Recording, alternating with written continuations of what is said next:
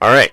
Now, just in interest of full disclosure, now we're live, right? So, Wings, no more joke about burning, people of color. It's not funny. No. Oh, you gonna really love my fucking homeless rant coming up then? He didn't say that, by the way. It's just something we always accuse people of being racist as soon as we go live. I don't know. I've been doing it for a year now. Yeah. All that talk of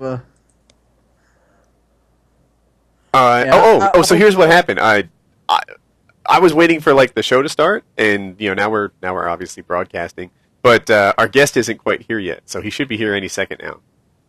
everybody spam BlameTruth on Twitter. Be like Spike Lee. But Spike Lee's always getting in that kind of shit. So BlameTruth is in the conference. He just needs to be called, perhaps. Yes, I added him. I see. Just click call. He wrote ready. I'm sorry. So it's me. I just need to call him, and for some reason I can't click on his name. It's the arthritis, rheumatoid arthritis. Okay, I've added them to I've added them to the group call. Clicking mouses are so hard. He should be here soon. You guys are bad. Hello. Here we go. Hello there. All right. Okay. Wings, do you want to kick us off with an intro? Yeah, let's get it. All right, this is the actual start of the show. Are you ready? Yeah. 4, 3, 2. What's up, everybody? It's your boy, Wings of Redemption. And, we haven't got a sponsor yet, and it's been a year and a half. So, there's going to be talking about dead babies and raping women. It's painkiller already. There we go. Ain't no reason to keep it clean. We're going straight gutter. Dead baby. Just start shoving the head in, Kyle. Yeah, I want to rape a woman with a dead baby. I swear, if I said something 1/10 that bad, people would think I'm serious. And yeah. all of a sudden, haters would be making videos about it. Can I kick us off? Apparently, Mr. Gamertag wants to rape women with dead babies. I think we need to call police, because he may have a dead baby handy, and let's say you're walking by, and, one thing leads to another. All this time, I thought he was a nice guy, but it turns out he's fake. He's actually a woman dead baby rapist. Yep.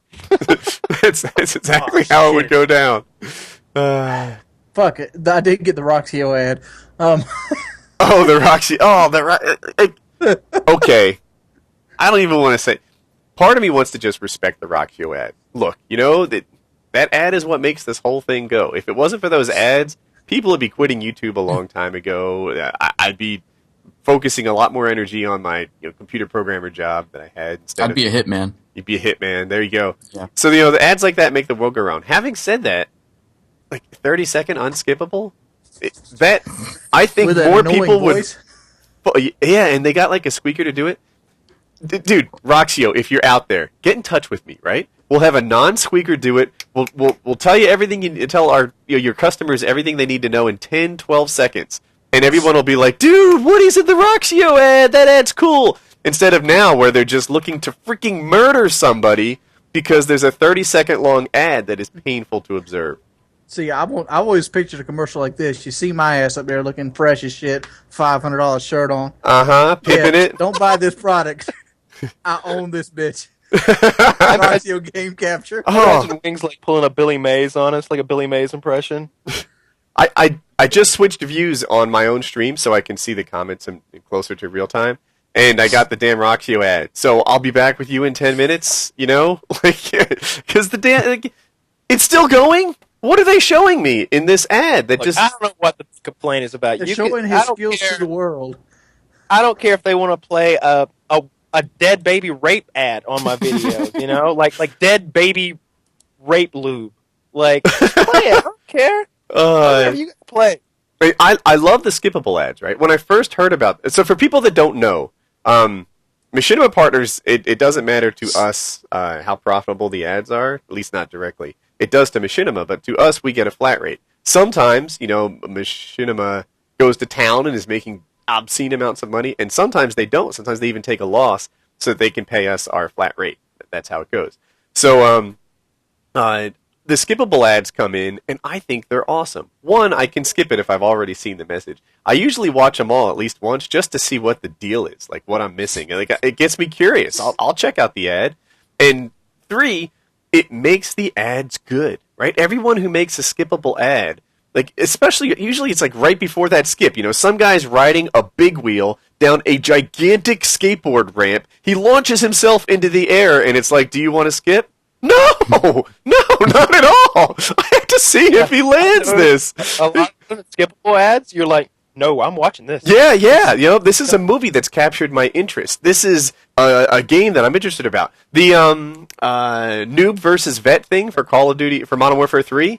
I can't tell you how many times I watched that ad. I must have cost those guys $100,000 on my own because I'd always watch that damn ad to the end.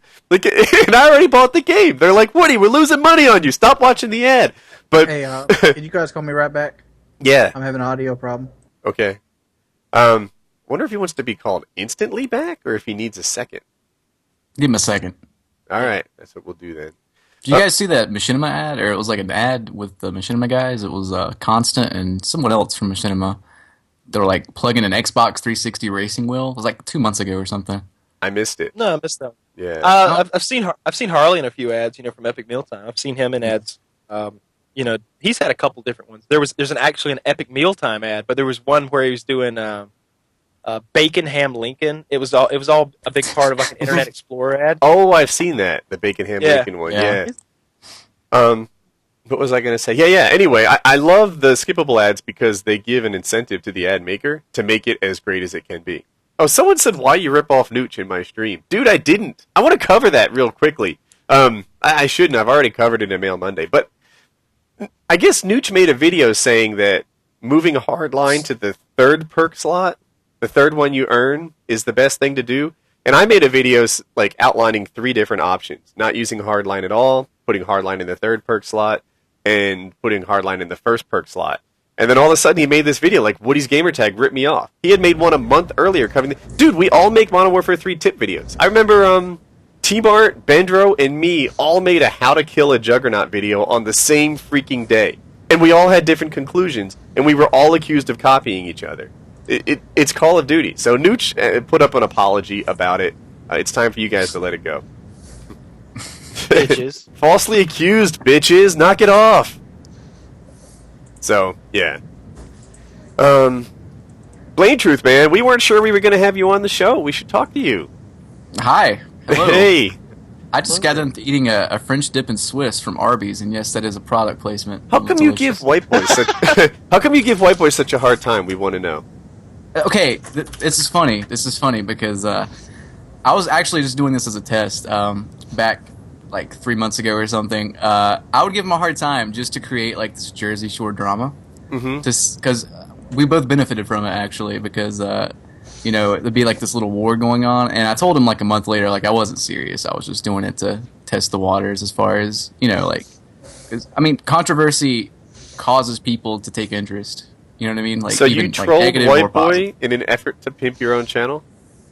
Well, not really to pimp, just to see how people would react and stuff. Mm-hmm. Because, but yeah, like I'm cool with him. I haven't. Tomato. Yeah, it's like what Wings did with Hutch, I guess, back in the day, way back. Hold up. Let me clarify this. I never intended to have Hutch create this big multimedia thing about it. I never intended him seeing the video. I thought my channel was so small it'd fly right under the radar. But yeah, I mean, we're pretty cool. We don't. I don't really talk to him. I mean, I talk to him if he wanted to talk, but I don't really.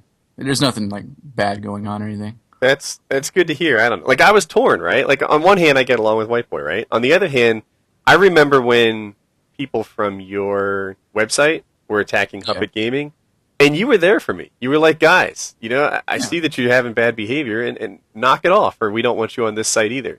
And it meant a lot to me. So. Well, there were a lot of people. Like I remember Tabe getting upset at White Boy too for the whole giveaway thing that he did back in the day. And I mean, I was upset about it too because it was just like, I don't know. It was like it's like tricking 12-year-olds. You know what I mean? Like in that sense. But yeah, it didn't cost them anything. I don't know. We all know the biggest sin you can ever commit on YouTube. Do you know it? The worst thing you can possibly faking do? a video. Faking a nuke. Oh yeah. Doesn't matter what you do. Everything's You fake a forgiven. nuke, you might as well quit. Don't do that shit, man. That's the biggest one. I don't know why. I don't know why it was so big. I think it's because everybody was like, when they saw it, they were like, "Wow, here's a guy who did it. Here's a guy who's this is our hero." And then they were like, "He's not our hero after all. That's not." And they were let down, and it made them feel kind of stupid. I think that they had went along with it and believe. And I thought it was real the first time I watched it. I just watched it once, clicked away, and I was like, "Wow, that guy got really lucky." I didn't have the same. Fucking him. I didn't have the same kind of interest in it that other people did. Right? Some people were like, "Oh my god, this is fantastic." This is a really impressive gameplay, and I was like, nuke, whatever. I don't care. Like, it didn't impact me in the same way other guys did. I was never trying to get the world's fastest nuke. I know Xjaws really cared because I think he still claims to have the fastest legit Modern Warfare 2 nuke, and without explosives. I think White Boy has the fastest. White Boy does have the fastest. On Modern Warfare 2? Yeah. Oh, I didn't know that. Yeah, he shot he used a noob tube, but he pretty much got like a 6-man off the wasteland, and then I went right to the Harrier. Yeah, the only people who don't consider that a legit nuke are like the YouTube guys who are just like think that noob tubes are like as bad as baby rape. I think noob tubes are as bad as baby rape. I was looking at the it. Worst. A noob, yeah. You know what? Definitely, noob tubers are worse than baby rapists. Those noob tubes in Modern Warfare 2 took years off my life, with stress and the noob tubes in Modern Warfare 2 you would hear it. Are just you would like hear it launch, and you would know you were dead, and you were mad before you died. Yeah, you hear that thump, and you're like, "Mother poof!" And you blow up. There's a glitch in Modern Warfare 3 right now where you walk around shooting Reaper ammo. Right? It literally puts that like red dot on the ground in front of you, and you walk around with like a Reaper gun in your hand. And as I thought about it, that's exactly like the noob tube.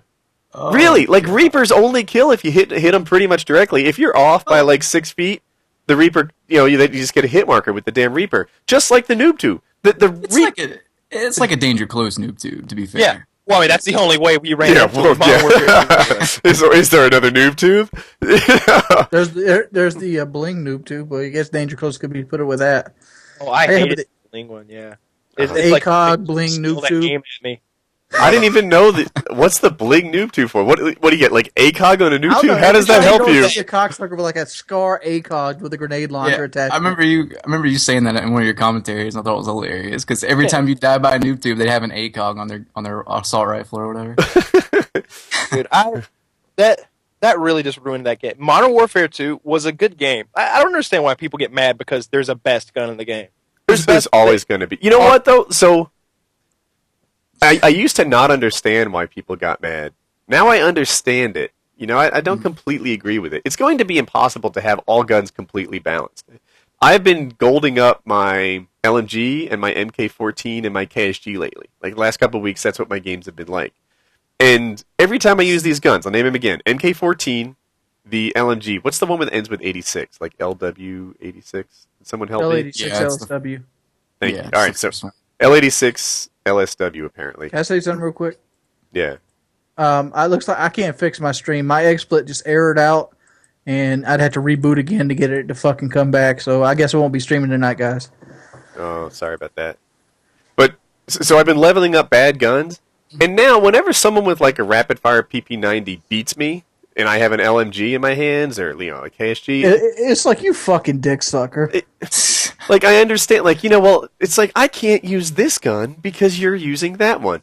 And it's not that anybody talked trash, but in my head, I have this notion that they think trash, right? Like, they just sprayed me down from the hip with a rapid-fire PP90, and I lost with a MK14. In the back of your heart, it's like, that motherfucker thinks he's better than me. Yeah, right. He's probably sitting there high-fiving his fucking friend, like, look at me spraying that bitch down. That guy just won a free-for-all game, and he thinks he's the cock of the walk. Let me tell you, my friend, if I used your kit, I could have won this lobby. You're not so wonderful here. And, but these things all happen in my head, right? There's not this, most of my, especially free-for-all sessions are a lot of fun, right? I make friends with everyone in the lobby. Everyone makes friends with everyone in the lobby. I get that going almost every time I play.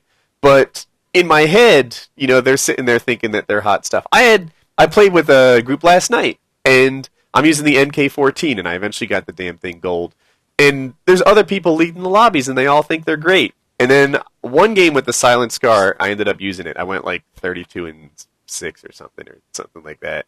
And it was better than that. I think it was 32-3. And it was like, yeah, Silent Scar, easy mode. It's I can get games like that a lot with good guns. It's just hard with I had a damn thermal sight on the MK14. Try that. It's just a struggle. So, you say you don't understand why people can't use these guns. I don't knock them for it, especially if they're cool, which everybody was. But I can see, suddenly you can't use there's one of the SMGs I don't even know. Is it like the PM9 or something? You can't that one's the worst one, probably. Yeah, you can't use the PM9 if everybody else is running around with strikers. It's just like, I lost for that. It just never bothered me. It was like, I just kind of accept that you have to have two mindsets. One is like, I'm going to do the best I can and I'm going to win this lobby. Or the other one is like, you know what, I don't care if I win or lose.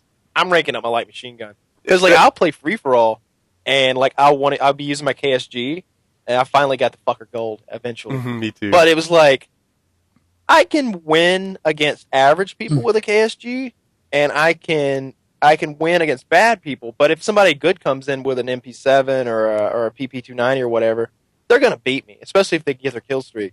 And I'm just like, in the lobby, I'm like, why don't you try using a shotgun and doing that? And usually they'll switch to their 1887 or something, and then I'll just kick the shit out of them. Yeah, I'll usually pull one of those. I'll usually, if they say anything, I'll be like, why don't you use my gun? See how that goes. If you can beat me, I'll use yours. We were in a lobby, right? Everyone was getting along great, right? And I used my this is a KSG excuse a couple times. So other guys switched to the KSG, and they were strong players. They were subs, and who was leading kind of traded around. Then some guy joins late, right? He's like 5 kills behind, whips out his MP7 and wins. And now he's talking trash, like, oh, I joined late and I still won this thing. I'm the boss, etc. And we're all like, dude, change weapons. See how hot you are. He changed his weapons. He's down by 5-6 kills, and he switches back and wins again. And it's like, dude, did you not see what I saw? You tried using what we're using, fell behind, gave up, and then you came back using the OP weapon. We all switched to OP weapons, and suddenly he's at the bottom of the lobby. And it's like, you're a dick. You're a dick. Would you just stop talking about how awesome you are? You can even use that gun. Just don't sit there and rub it in our faces that you're winning, because it's all about your gun, dude. Oh, and don't forget host either. I hate to tell you, this was pretty much the entire World at War experience. MP40, MP40, It was like MP40, MP40 extended mag, jug, steady aim. Yeah, you a fucking beast, son. Some guy said, post a reminder. So, Kyle, let me get your opinion. I'm gonna ask you. He wrote, fucking Woody, post the reminder video there will be a PKA earlier douchebag. So obviously he's a fan, right? He wants to be notified of the show, but he's rude. Block or not block? Let's take him down. You block him. You have to understand, because that guy has no respect for you. He sees you as like a peer that he can just and not even as a peer. He sees you as like somebody who should be like serving him his dinner. Yeah, an entertainment slave. He's like my meal was cold. Quickly make me another. That's the last comment he'll ever leave. There it is. I hope you liked it. That one where you were mean to me. Now you're done forever. It's like it. I mean, I don't expect you don't have to get down on your knees and beg me for something or like kiss my ass, but don't be rude to me. That's just ridiculous. Go on. Keep your language, PG. Yeah, if he had said, "Hey Woody, if you could have posted an update video to let me know this was coming, that helps me a lot because there's not a PKA every week." Like I get that, and it would mean something to me. But this guy. Dude, I didn't post a freaking announcement because I took my daughter to see Hunger Games. I was at the movies. Mm-hmm. Yeah, I don't know. I don't know if it's just people in general or just ruder these days, but whatever happened to manners? I don't know. I'll tell you. Those died with Call of Duty 4. Some people go off. It was probably 3 weeks ago now. I was calling Kyle, calling Wings to see if we were going to do a PKA. And he's like, I honestly think Woody's being a coward for not letting us know one way or the other whether there's going to be a PKA tonight. Really? He said I was behaving cowardly. Cowardly? Honestly? You think I'm a fight word? I'd block him. I'd buy that fucking guy a plane ticket. Come on over here. Show me how cowardly I am. People take conversations like this out of context. He's like, oh, he hates his fans. He doesn't appreciate us without us, blah, blah, blah. But no, you're being fucking rude to me. Yeah. Why are you doing? If I was a waiter at a that's a good analogy. If I'm a waiter at a restaurant and you're being a rude cocksucker to me, I don't care if your $5 tip is not going to save my life. Okay, it's not worth your $5 tip to put up with abuse. Yeah. Good day to you, sir. I love my spit in your subs. soup. Love my subs, no doubt about it. And I think the overwhelming majority of them sort of get that. I'm always trying to make good videos, live stream, get them involved, give them attention. Like doing the best I can. I freaking behave like that entertainment slave. But when they curse at me, it's insta block. Don't need that. It's done. By the way, I saw you microwaving some soap the other day. That was cool, wasn't it? That was pretty cool. Dude, I'm doing more. I'm buying another microwave. I'm going to get a clear glass front, and I've got a whole list of things that do awesome things. Here's one that I want to see, though it might be dangerous. All right? Oh, dangerous is good. This may be too dangerous. No. So I want you to cut a hole in the door of the microwave and somehow focus the beams and make a microwave gun like from Fallout. and microwave something that's outside the microwave. Oh shit, that's really dangerous. Like it is. You can fuck up some don't point it at yourself. Just like seriously, just don't point it at yourself. I'd probably get out of the house too. I'd set some kind of like auto. Oh, do it outside. Yeah. Yeah, outside. Huh. So, all right, here's what would be cool. I wonder how much a cheap microwave is. You can dude, Craigslist. You can get it for like $20, $50, stuff like that. But you can get if you took a metal paint can, like a small one, like maybe a quart or even smaller, those would explode after they got hot enough and like be all painty. Dude, what about spray paint cans? I've seen that happen before. That's really cool. I've been shooting a lot of spray paint. Dude, I've got some cool stuff coming. I'm gonna set it up good. I can't wait to start microwaving some ridiculous stuff. Spray paint can's gonna blow that microwave up, right? No. Oh, it's just the cost of doing business. I don't expect one microwave to last through this entire series. Up, but like, if you ever throw one in the fire, it goes pow, and it just shoots off. Mm-hmm. Yeah. Yeah, if it busts the microwave, then that's the cost of doing business. That's how we do it. Oh, dude, let's talk about Trayvon Martin. I want to talk about. Oh, okay, we can do Trayvon Martin. I was wanting to do the my question. You want to do yours first? Well, we can do Trayvon Martin. Mine's more a little lighthearted. Let's get the serious stuff out of the way. All right. So I think the truth will come out on this thing. I feel like the whole world has decided that Zimmerman's guilty, and he might be. I'm seeing some inconsistent stuff, I think. But the real story for me is how bad the media is doing. Right? Just lately, I saw this surveillance footage of Zimmerman getting out of the police car. Did you guys see this? No. All right. So it's crappy, low resolution, from a distance, almost on top of his head, surveillance footage. And the guy gets out of the car, and they're trying to prove that the back of his head was not banged up, because he's saying that Trayvon Martin had what I'm visualizing is full mount, and he was banging his head on the ground, and he cut his face. So they're showing this footage saying, I don't see any cuts on the back of his head. But you can't see any cuts on the back of his head. I think it was black and white, but I'm not sure about that. And it was crappy footage. They should be saying, yeah, you can hardly see anything in this footage. There's a policeman after he gets out of the car that sits there and inspects the back of his head. He's looking at something, just observing the policeman. Something on the back of his head caught his attention. I don't know if he was looking and saw nothing, or if he was looking and saw something. They're saying, I don't see a cut on his eye. But you wouldn't see a cut, at least not a giant one. I'm not saying that a losing UFC fighter would not be picked up by this camera, but the footage is bad. And then of course the picture of Trayvon Martin, right? Two have shown, right? One was his freshman year football photo, and one was a 4-year-old picture, so that would have made him 12 or 13 years old. In that red Hollister shirt. Have you guys seen that too, right? It's always matched up with it. Yeah. That's what everyone says. Oh my God, there was this 12-year-old. And when they show a picture of Zimmerman, it's always his fucking mugshot. In the, those dehumanizing orange jumpsuit thing, right? Yeah. Yeah. So, but if you look at, I guess they found Trayvon Martin's most recent Twitter picture. And the guy has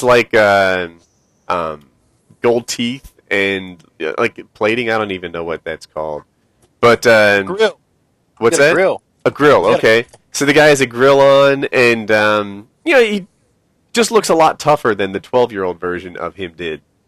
And, I don't know who's right in this situation. The only person alive who really knows what happened is Zimmerman. And he's not going to, he obviously has a dog in that fight. But I do know that the media has been acting like this, 28-year-old, 200-pound ex-con beat up a 12-year-old with Skittles.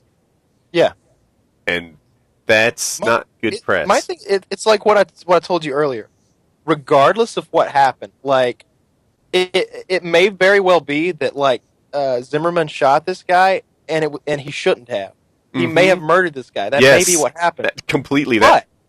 But don't try to tell me that Zimmerman is the boogeyman and that the victim was a choir boy. If the victim was, an average teenager, maybe a rough and tumble kind of guy that got into a lot of trouble and did stupid stuff. Have you guys seen this website?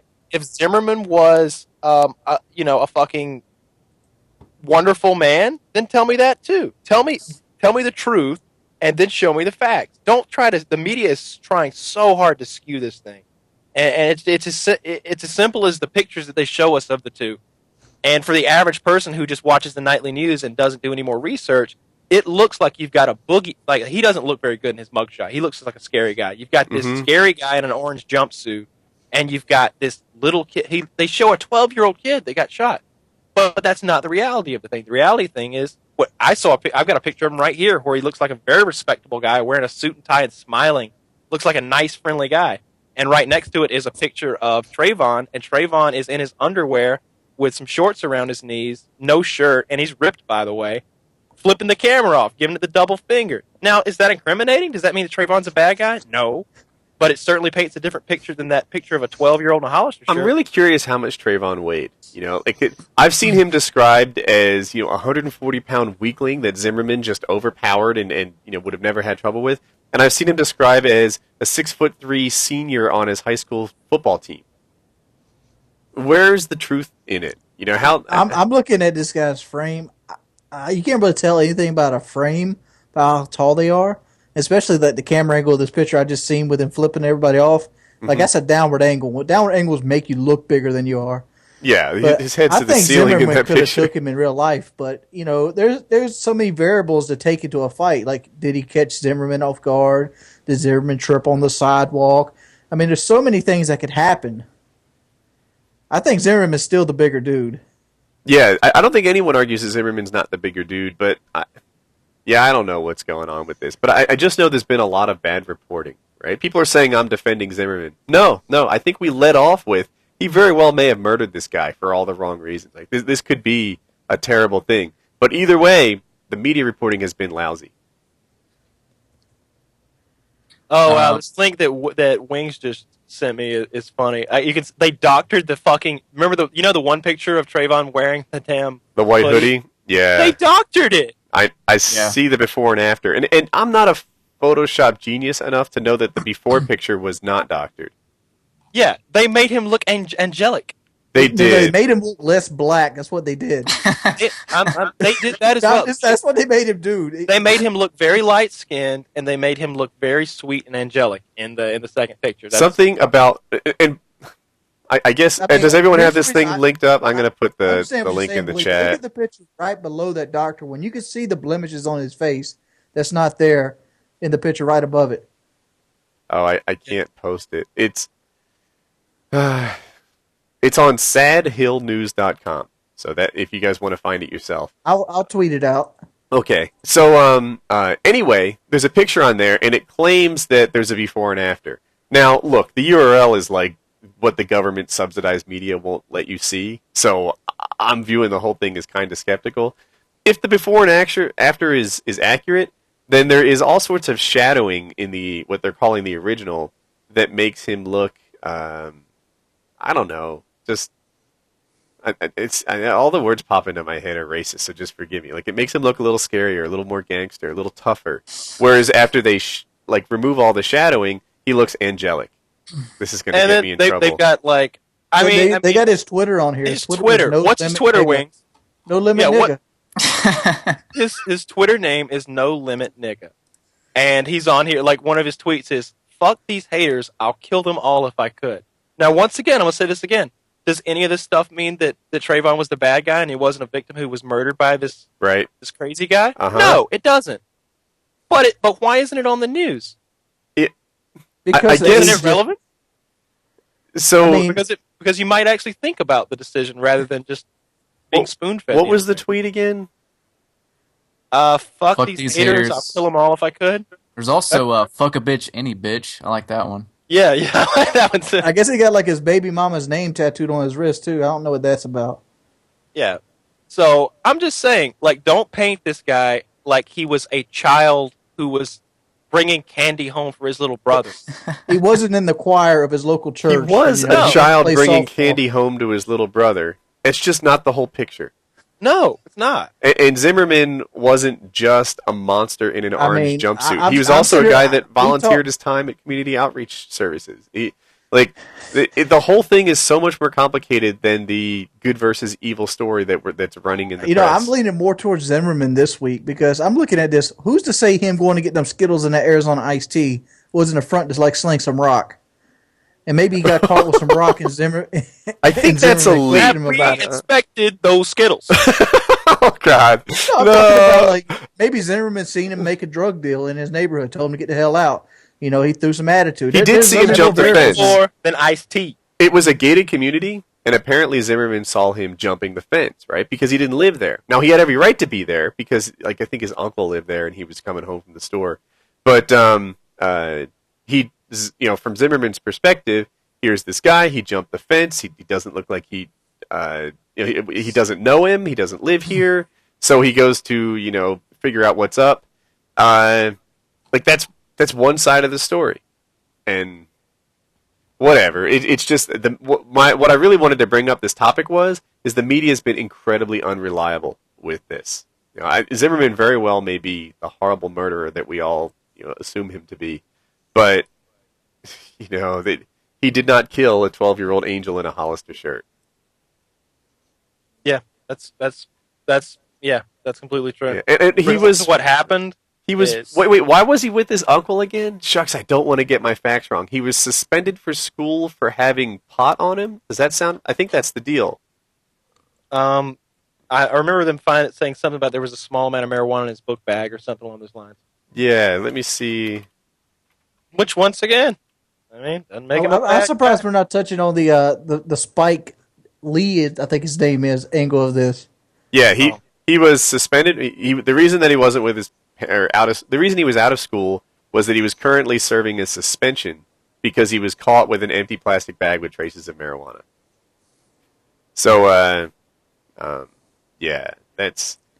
He's trying to push them bricks. The core takeaway from this is not that Zimmerman is innocent, right? The core takeaway is not that Trayvon is better dead, guilty. or I don't want to say that.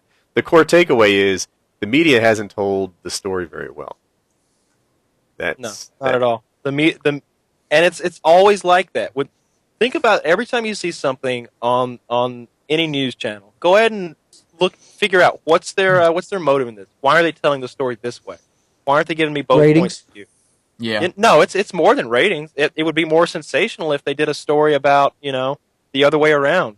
I mean, if one news channel came out and told it different than everybody else, then the other news channels would cover it. They've got an agenda, and it's to make this guy look like a bad guy and to make it look like it's racially motivated. They want it to be racially motivated. If Zimmerman were white, oh my god, there'd been a riot by now if you were white. Zimmerman's a lucky man that he's Latino. You're actually. I think there's something to be said for that. Heck, I think I'm going to catch heat for some of the things we said tonight just by saying that the media reporting has been inaccurate. And if I wasn't a white guy, there wouldn't be that. That's what I think. What was the other thing I wanted to talk about? There's a big story. There's the Zimmerman thing. What would happen if Trayvon Martin was a white guy and Zimmerman was Latin? I don't think that'd be as big a deal. They wouldn't probably even report it. I doubt Jesse Jackson would be down there. Wait. If he was Spike Lee, though, if Trayvon White out to his address. If Trayvon Martin was a pretty blonde girl, there'd be a national hunt. right? Get here! that would make the news. It wouldn't matter. It wouldn't matter that Zimmerman were Latino. They would still. It would be like, you done fucked up now, boy. Welcome to Florida. What? Who was? It wouldn't be the Black Panthers. It'd be the Klan down there. Who was that girl in Aruba who got kidnapped and murdered? Natalie Holloway. Natalie Holloway, right? God, if she, Natalie Holloway. The reason you know her name is because she's a pretty blonde. That story got tons of attention. But Johan Vandersloot. Wow. Yeah. And I'm sure there are tons of people, that story probably has happened a million times and it's not been told. But pretty blonde girl, don't mess with them. They're legally protected for some reason. They're a national treasure. I need to be a pretty blonde girl. I'd be hooked up. They sell the highest on the sex market. I wish I was a pretty blonde girl. I was a pretty blonde girl. Myself. We got a road cone over there. Bring it on. A road cone? We're not touching about this. We're not touching about how Spike Lee tweeted out the wrong address. Oh yeah, man. That's a big deal. Or shit. We have a lot of followers on Twitter, and we can do damage. We just crashed this fucking website. But Spike Lee has a lot more followers than all of us combined. I bet he does. He's sending out fake ass addresses to George Zimmerman. Yeah. You know what happened the other day with Justin Bieber, right? What? So Justin Bieber tweets out phone numbers sometimes, and what? Yeah. Okay. He'll tweet out phone numbers to fuck with people because he thinks it's funny, and I can relate. It is funny. Yeah, well, that is definitely funny. There's no doubt about that. He tweeted out I don't know if I don't understand the whole deal, but anyway, the number he tweeted out belonged to an old woman in Texas.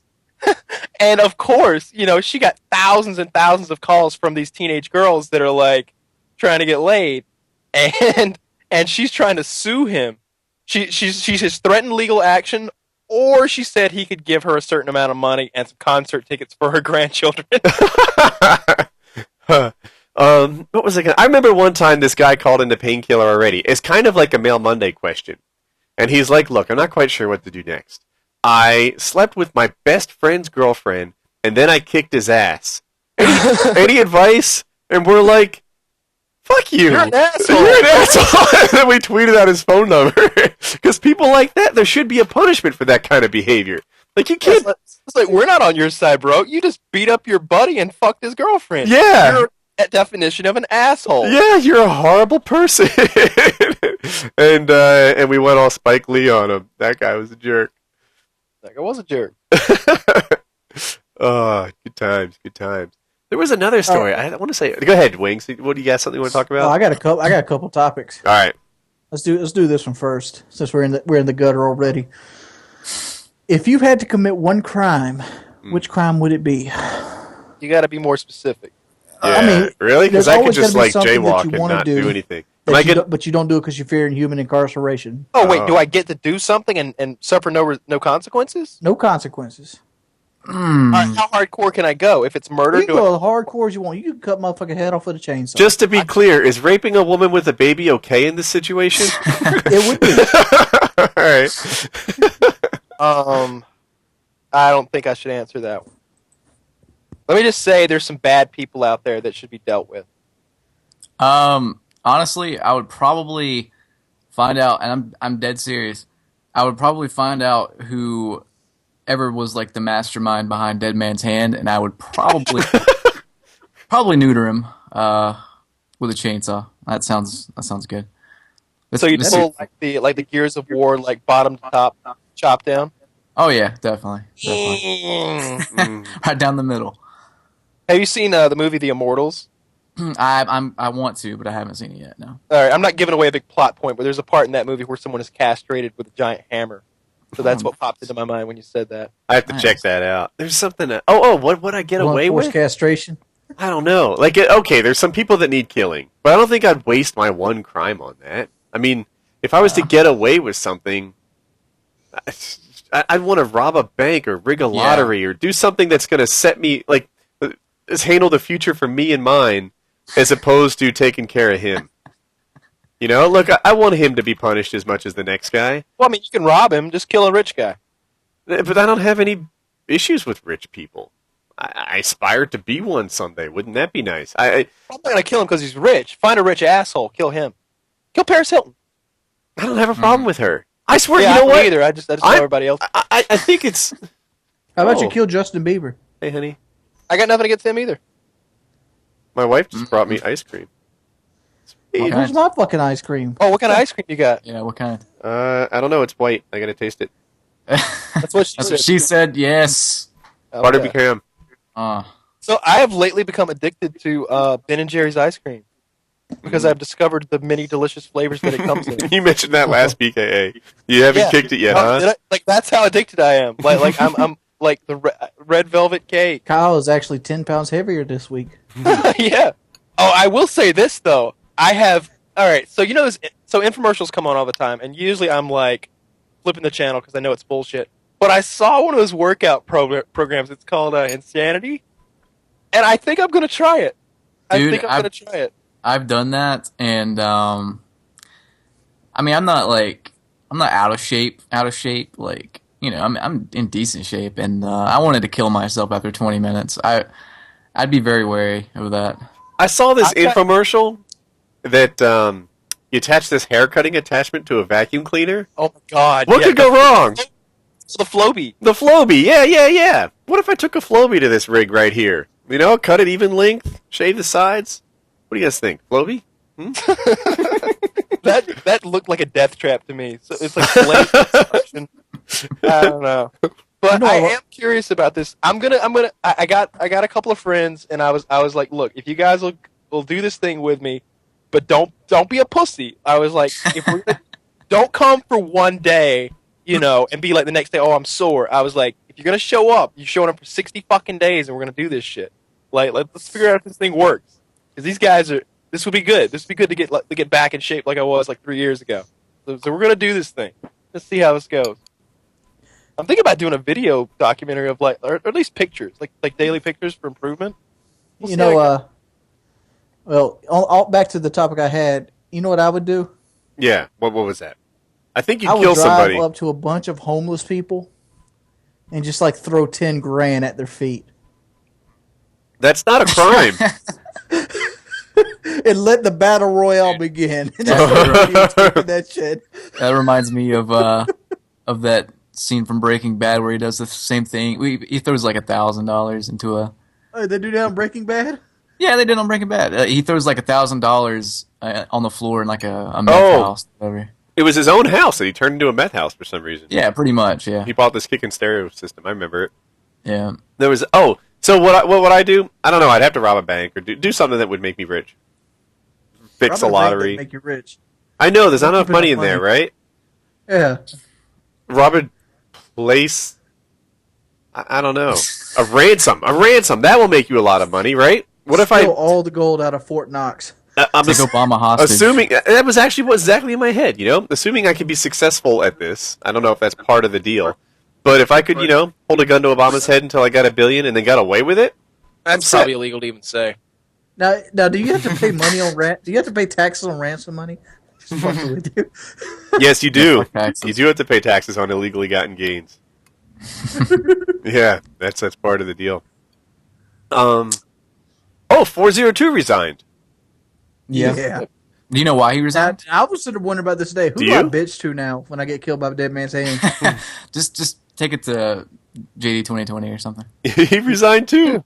Yeah, Oh, they well, both shit. quit. Okay, Vaughn. He's the only one left. Yeah, Vondahar. Poor Vondahar is the I'm last sure man he standing. gives two shits and a fuck about Modern Warfare 3. But do you know why 402 quit? Supposedly? What's the rumor?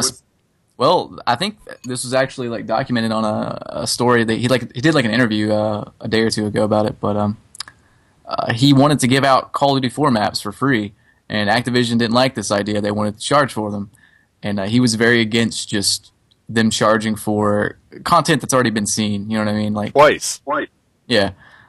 So he quit out of protest, pretty much. That's what I heard. You know that like someone is echoing, but That's probably me. Hang on. I'm really impressed by that. I think people hate 402, but now I feel like he just died for your sins, right? I mean, like He's like, look, we cannot be charging for this, rehash content. I quit out of protest. If that's the case, you're hating on Jesus. He didn't really. I mean, he never deserved the hate because he's not.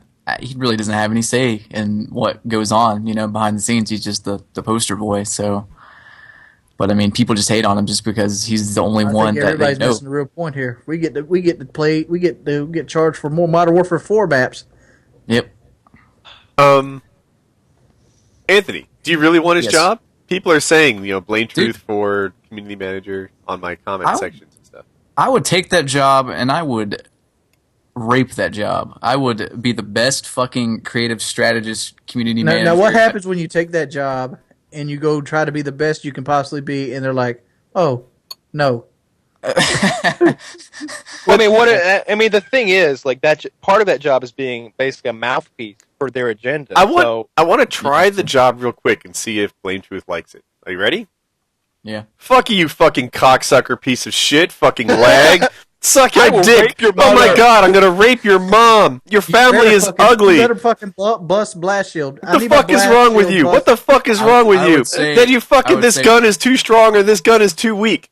I was using I an would- MK46 the other day, and I had a P90 rapid fire. Fuck my shit up. What are you gonna do about it?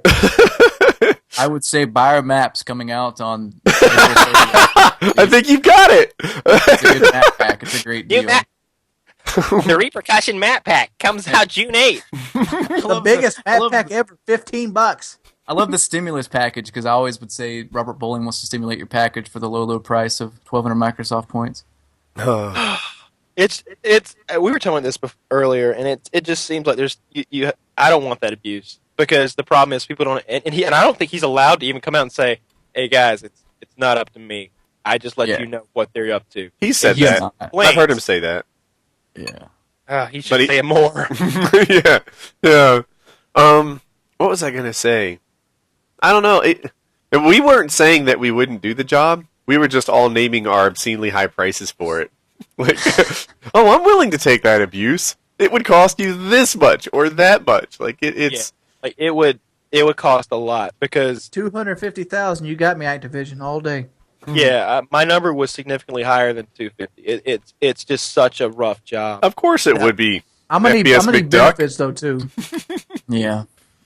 I'm gonna need Supposedly like he full got- medical. I need a 401k. Hell, give me a pension. Well, he got paid I think he got paid $4 million a year or something like that. He gets So $4 million a year. I don't know. It was $4 million. I heard $4 million. thrown Robert around. Bowler made his money doing other things like children's books. He also has a music press company. I've Okay, heard cool. both. I've heard both sides. I've heard that he got a percentage of sales, and dude, even like 0.1% of sales is a ton when it comes to a game like Modern Warfare 3 and Modern Warfare 2 and Call of Duty 4. And I've also heard that community manager is an entry level job, and that those guys make less than you'd guess. So I don't know where the truth is. Maybe they're like Office Depot employees and they get 10% of all the stuff they upsell. I don't know. Could be. I don't know. I just wouldn't want a job where you get so much hate, and it's. I don't know why. I would take that job if I could do it from my house. If I didn't have to move out to California. Oh, see, that's the other thing, dude. You know how much he travels? Like he bounces around the world prior to release. You pretty much live in an airplane. Yeah, he's like he's in like Sweden one day and fucking Germany the next. He's everywhere. He's bouncing around the whole fucking globe. You know, I'm gonna go and stick with my original retirement plan. Just win the fucking lottery tomorrow. Yeah. There's someone who keeps writing in my chat to talk about condoms for women. I've never tried them. Have you guys ever tried the female condom? I've seen the condom where that actually is like called the axe, where if the woman gets raped, it actually digs into the man's penis diaphragm. Yeah. There's a movie based on a woman with vagenta, like vaginal dentistry or something. She has teeth in there. My thing is this, like, and I'm no rapist, but if I were to rape somebody and prior to me doing it, they didn't warn me that, oh yeah, I've got a bear trap in my vagina, I'm gonna beat them to death. All right, like I was a rapist before and I was a bad guy. Hello, now I'm a murderer. I can just imagine your dick still stuck in her. You fucking bitch. Got her right by the hair of the head. Bam, bam. That's the other thing. Like I've heard him talk about the ones that like capture the man. Like who wants a rapist that physically attached to their vagina? Like, that's literally, she's like, yes, ma'am, this is our new Cock Trapper 2000. With this product, the rapist will be physically attached to your vagina for 10 to 15 minutes, while authorities have time to arrive. And it's like, wait a minute. Usually when I'm getting raped, I'm not around any authorities. So that may not be a good... No, trust us. It's got barbs, clamps, and steel wire. No. That bitch better cut this shit off so he has a chance to bleed to death. And these are mostly like turn-of-the-century things. These are old school. But I'm going to throw this out there. If any ladies are out there and they're thinking, I do live in a rough area. I wish I had a vagina trap. No. Just go buy a fucking 38 special like I suggest to women all the time. I bought an old female friend the other day. I got her a 38 because she lives in a bad area. I didn't buy her a vagina trap, okay? It's a bad move. I mean, fuck, you could even get away with like some fucking dog pepper spray. How bad do you feel if you go through the discomfort of wearing a vagina trap for like a year and then the dude rapes you in the ass?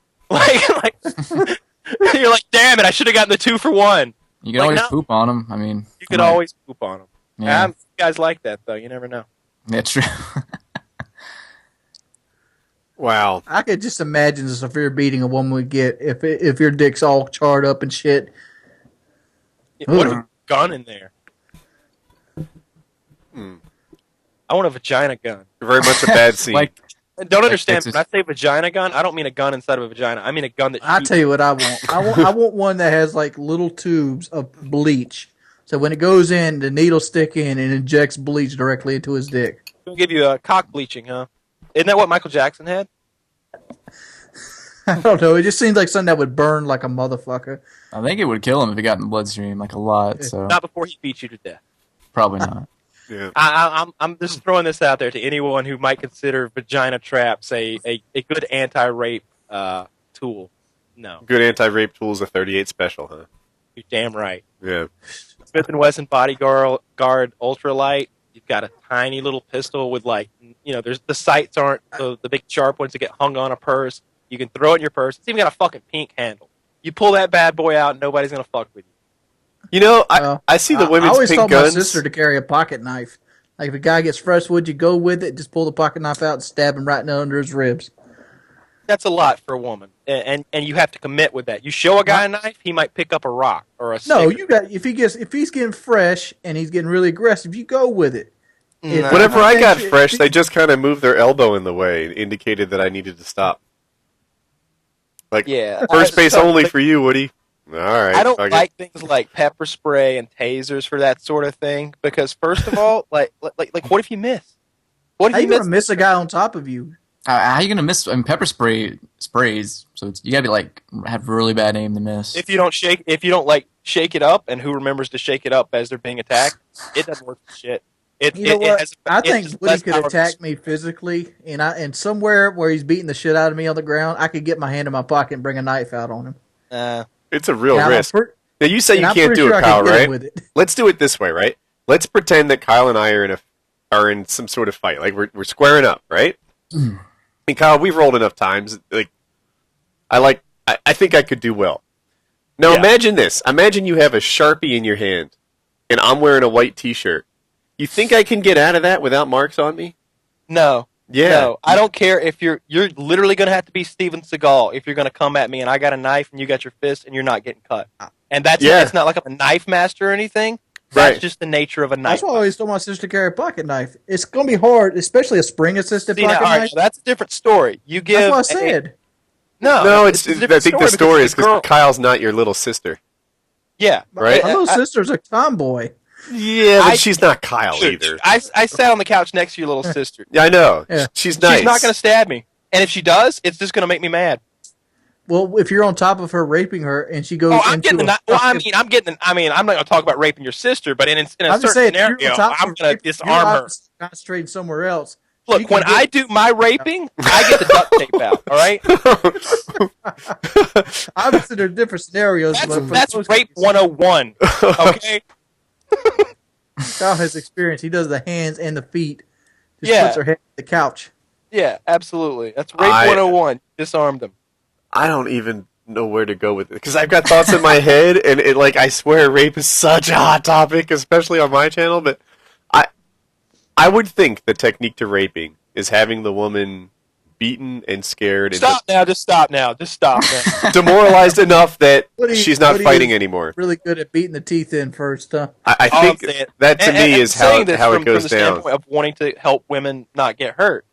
If you're going to Exactly. defend yourself and you're in a state where it's easily done, and a lot of them are, you just go get your concealed carry permit, carry a fucking gun, and get trained with it. Yeah, I bet Like, something like don't- 40 out of the 50 states have concealed carry now, right? It's Yeah, huge. BlameTruth did a video a while back where he quotes the thing from the Breaking Bad about half measures. Ooh, Yeah. that's my favorite video. Yeah, half measures. I saw that If you too. don't know what that is, go on YouTube later on and search half. Actually, go to BlameTruth's video. It's called Half Measures. Yeah. And watch it. And listen to that. And let me just say this. Tasers and pepper spray are half measures. Don't take a half measure. Is that Take a measure that will... A gun will do anything you want it to do. It will scare them away. You can fire a warning shot, or if you need to, you can kill them dead as shit. that was over Yeah. COD gameplay, right? Yeah. What's that? I saw that video. I didn't know where it was from. I had in my head that it was from The Wire, the Oh, HBO dude, it's special. that's my favorite video I've ever done. Just because that's my friend, does music, and he put the music with the quote. And I was just like, man, that is an amazing song. And I put it on that video, and it fit perfectly. I did a And was just video like, man. about haters once where I used some Joe Rogan podcast footage, and it's one of the favorites that I've ever done. Like I don't know. Sometimes that stuff can be really powerful. Yeah, definitely. Did you guys see the new one I did with? I put another Breaking Bad quote on a video. No, a I few didn't days think- ago. I You don't should want- watch that one. It's really good too. Someone Oh, said yeah, in guns- 48 out of 50 states you can have a concealed carry. That sounds like too much. I don't think it's 48 of them. Do you, Kyle? I'm only concerned about the one about my own state and the ones that have reciprocity with my. Yeah, Kyle, your concealed carry is weak sauce, man. North Carolina's where it's Job at. done where I am. What's that? It gets. I mean, One state away, they're like, get your untrained ass out of here. I'm good in North Carolina and a There are freaking- bordering I'm not even good in states. North Carolina. Mine isn't good in North Carolina or Georgia. North Carolina might be the best one. So for Yeah. people that don't know, here's the deal. Different states have different bars and hurdles that you have to clear to get your concealed carry. And typically, if it's harder to get a concealed carry, it's accepted across the rest of the country. And like in Georgia, for example, the upside is to get a concealed carry, I think you just fill out a postcard or something and you get it, right? Like, You guys see what South Carolina's doing? no. South Carolina's making so you don't have to have a permit, or they're trying to pass it. Really? So there's everybody nothing. can conceal carry. North Carolina, on the standard. other hand, you have to pass a shooting proficiency test and a written test, and you have to wait a while. But once you get it, it's good in 38 or 40 states, something like that. I got mine from a guy named Randy Sutherland, and I basically went to his house. There's 3 other guys there. He basically showed us how to take a gun apart and took us out back in the yard and shot some targets. And then Really? we had to watch a video. I signed up for a class. The first thing we did is we took a shooting proficiency test, which he didn't he didn't tell us how to use it. You had to come in there knowing how to shoot, and they would turn the lights off. They even had police lights flashing and stuff in the dark, and then we had to hit our targets accurately enough. So many shots out of whatever at different distances. If you could get past that, then you advance to the written course. And the written stuff was actually all stuff I didn't know. It wasn't about gun proficiency at all. It was about when you can shoot. The whole thing was based on in different scenarios. You didn't have to watch that video? Which we watched a couple videos actually. I don't know which one you're talking about. They showed us a video basically all about that, when you could shoot, where you can carry at, and things like that. We must have watched 12 videos like that, and they would out because there's pretty much what they did. They had actors perform a little scenario, like a homeless man says, hey, do you have $10? And she says no. And he's like, well, forget it, give me all your money. And they're like, she can't shoot. That's not a shooting situation. And you look at it and you're like, oh, I guess I wasn't really sure, And they're like, he didn't really imply rape, serious bodily harm, or murder. He just kind of implied her purse, and you can't shoot for that. Not in North Carolina. Yep, but dead men tell no tales, and when they come to pick You him up, you I'm can gonna make tell up stories them. when the cops come, right? Yeah, you should have scratched it out and wrote that in. Now we're back on the Zimmerman thing. Like that no one really knows what happened. But yeah, right. And he even, I want to like not make it sound too evil, but they sort of kind of coached us. Like, look, if you're in this scenario and you shoot, these are the things that the police are looking to hear, I was afraid for my life. He, threatened me, and, that's when I shot. And, the gun just went off. No, that's not okay. That's not good advice. But, so it's a negligent discharge, eh? Yeah, no, it was like I reasonably believed that I was about to incur seriously bodily harm before I shot. Like, that's the sort of thing you need to say. Now, what happens if he starts to get physical, like grabby? Is that a shooting situation? Wow. So I'm not an attorney. I think so at that point. I think at that point, it doesn't even have to be physical, right? Like, he could be charging you and screaming at you, and I think you're good to shoot.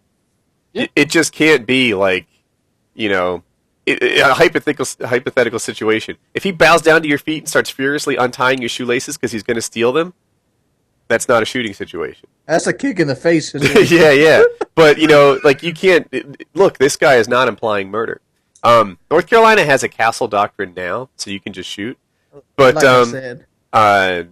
Before that, when I took the course, if they're in your house, right, television in hand, headed for the door, don't shoot. Don't shoot. It's not a shooting situation. You have to fear for rape, seriously bodily harm, or murder. Those are the things. Now, what if you go up to him and you touch him on the shoulder and try to stop him, and then he gets physical? Does that turn into a shooting situation? I think it does. But, the point is that just because he's in your house doesn't mean you were able to shoot. Now, states have a castle doctrine, so I think you're good to shoot. But I would say, I'm like, South Carolina does have a castle doctrine. If you walk on my property without my permission, and I don't want you there, I can use a firearm to get you off. Yeah, North Carolina has it too. I think we've had it for 3 months, so it's pretty Sweet. new. Yeah. But like South Carolina, it's so fucking simple. Like I took that test when I was like 18. I just paid $50 every year to get it reinstated. Mm-hmm. I mean, that's all it is. And like they're trying to do away with the test right now. South Carolina's great. Why do you think all the community managers are resigning? Because sinking ship, maybe? It might be a sinking ship because, just like Guitar Hero, they're playing it right into the fucking ground. They are. And like they're not even caring no more about, keeping loyal fans happy. They're caring about just maximizing the dollar. I wonder what I think Treyarch cares. I wonder a what good the amount, numbers 'cause are I like Black Ops, and I thought Black Ops was a step in the right direction. Black Ops was the only Call of Duty that had positive reviews coming out. Like I remember saying myself, this might be the best Call of Duty ever made. Yeah. I remember a lot of people saying that when it first came out. But like it didn't happen to Modern Warfare 3. I put Modern Warfare 3 in. I spent like what was it, $250 to get it early. And I played the shit like 3 times after spending all that money before it came out. I just didn't like it. Yeah. Why do you think I took so long to get it? I mean, I knew it was going to be shitty. I just knew it. But yeah, I missed out on some money, but at least I didn't give them money. Bought it used. I'm trying to figure out how the sales did, right? We're calling it a sinking ship, but in my head, every version sells better than the one before it. Yeah, I think that Modern Warfare 3 sold well initially, like the first few weeks, and then it dropped off substantially, way below Black Ops even. That's what I heard about it like 2 months ago, though, so I don't know how accurate it is. Here's what I think is going to end up happening. Even if Modern Warfare 3 outsells Black Ops, which I'm not sure if it's done that yet, I'm looking at it this way. How many times can you redo this and have new customers come before, the new customers just lose interest in the series? And then you've already pissed your basically your fan base from COD 4 off to the point they're done with the series too. So, but I feel like I've been hearing this all the way since COD 4, right? Like you might have been hearing since COD 4. You made No Frag Times 3 T-shirts back in 2007, right? Yeah. Right? Yeah. I've been hearing that COD 4 sucked when COD 4 was hot. When World at War came out, that game sucked so bad people were still playing COD 4. And I don't mean they sucked. I mean people said they sucked. I actually think a lot of these games are good. Yeah. After Modern Warfare 2 came out, right? Now, Modern Warfare 2, I actually do fuss at because they never put any support into that game. God. It was broken for the first 5 months. The new tubes are broken to this day. It's still broken. Yeah. So, No, you're pretty much spawning with a Reaper in your pocket in Modern Warfare 2. So, and then Black Ops came along, and I never said that game sucked. I still don't think that game sucked. I thought it was a good game. And then Modern Warfare 3 comes out, and I don't think it sucks either. They all have Modern their Warfare 3 does frustration. definitely suck. I played Black Ops last night, and you know what happened? I did well. You know how often I did well? Every fucking game. You know why I did well? Because I'm a smarter player. The thing is, it's a much more consistent. It's probably the most consistent Call of Duty as far as a good player. If you're a good player, you're going to beat the bad player. Plain and simple. It doesn't matter what weapon you got in your hand. It doesn't matter what the lag compensator is doing for you. It doesn't matter where the spawns happen. Yep. With the exception of maybe World at War, every time a new COD comes out, all the hardcore players shift to it. If you're playing like Black Ops or Modern Warfare 2 right now, you're probably not facing the same level of player as you are in Modern Warfare 3. Well, that's true, but I've never, I don't know, once I got good at Black Ops, once I learned the maps and stuff, I really didn't have any trouble as far as, I never remember a day I had trouble getting gameplay on Black Ops. Yeah. It wasn't easy, but it was, people say that there's less experienced players, so on and so forth. In World of War, I was pushing a 4 KD. Mm-hmm. I mean, in its prime. It's not like it was hard. Yeah. Modern Warfare 2, I was pushing like what, a 3.5 at the end of it? Something about Modern Warfare 3 has more BS deaths, right? And I'll tell you, it has more BS kills too. You know, I played a free-for-all game where twice in the same game, I spawned in the same spot as somebody else, but like a quarter second behind them. Like, I spawned, and there's this gift of a kill, right? This guy's right in front of me. And I've been on the other side of it, too. Which, of course, everyone forgets when they're on the winning side of it, right? It's only bullshit when you die. Otherwise, I didn't do that. You're skillful. I did it. Anybody happen to catch my live comm I did earlier this week? And this guy snipes me. I'm like, oh, man, I know the game's about to spawn me on him. And it spawns me right beside him. I'm like, uh-oh. You play Modern Warfare 3, pimp. That's perfect. That's perfect. So, but yeah, so I don't know that they're leaving because it's a sinking ship. People are fussing about the game a lot, but that's not new. They've been fussing about the game since 2007. I think it's just, a lot of it might be out of protest for Activision's practices. I think a lot of it might be the fact that maybe Activision won't let them do some of the things. Like maybe they wanted to fix Modern Warfare 2. I remember Bowling pushing for a patch on Modern Warfare 2 that would, tone down the nuke tubes, fix one-man army and stuff. And he said that he was pushing for it and it never happened, just inexplicably. If the grenade launcher took the first perk slot like it did in COD 4, everything's fixed. Yeah, I remember you making that video and everyone, I don't know, 100,000 people or something tweeted at Bowling about that. So. Yeah, I had this hope that I could make a difference, and I didn't. Nope. It's still that way to this day. And Robert Bowling's left the building. Yeah. Yeah. We're never going to have a Modern Warfare 2 without noob tubes. No, yeah, Modern Warfare 2. And by the way, I made a video recently about what level of support we should expect, and I'm not sure what the answer is. People are saying that COD 4 needs to be fixed right now. And it's like, that game was from 2007. Like, when you make a game, are you signing up to support it until the Xbox is done? Well, I mean, they're relatively... I don't expect to see another Modern Warfare 3 big patch, other than, patching it to put the maps in the fucking games that they're selling. They actually... One of the developers actually said they were going to nerf Dead Silence. Take that for what you will. I don't know. Hey, won't they fucking buff Blast Shield? That shit sucks. Really? Blast Shield you have trouble with? It sucks. It's useless. I hate how the tactical mask perk they built in from Black Ops doesn't work. I get hit with a flashbang. You know what I'm seeing? Fucking white. Yeah. Why can't it should be like Tac Mask Pro and Flak Jacket from Black Ops? I can survive 2 grenades. Yeah. This I can survive 1 and I'm 1% health. I get hit with a grenade and I'm at I'm 98% dead pretty much every time. So. That's true, actually. That's a good point. You do survive the nade, which is where I was coming from in the beginning. But in Black Ops, if a guy's running Flak Jacket Pro, I think is that what it's called, right? Flak Jacket Pro. Yeah. You're best off shooting him. You kind of have to go there and get the work done while running through fire. Fucking RPGs blowing up at your feet. do all that with Flak Dude, Jacket. you just described an outstanding commercial for the next Black Ops. A dude running with Flak Jacket. Yeah, taking nades, RPGs, running through flames, running and gunning with an SMG. Black Jacket's back, baby! Maybe Vaughn will do it. He takes community feedback. I'll tweet it at him. Yeah. So you're right, Blast Shield's a little bit weak. I never thought that Dead Silence was too strong. God. This Silence is a little weak too. They should turn that bitch right on the fuck up. I don't know, man. I hate. What's overpowered about it? I just hate all these like sensory deprivation perks. I guess Thunder calls them. Like I hate fucking like. I just don't understand how. I mean, if a guy's running Assassin and Dead Silence, he can sneak up on you every single time, and you can't do anything about it. Like if you're distracted with another, There's enemy. a perk that needs to be nerfed. Assassin. They need to take away like the Marksman, and put that on fucking Dead Silence. What counters the they're not motion gonna nerf sensor? Assassin. There's no way. Does Assassin counter a motion sensor?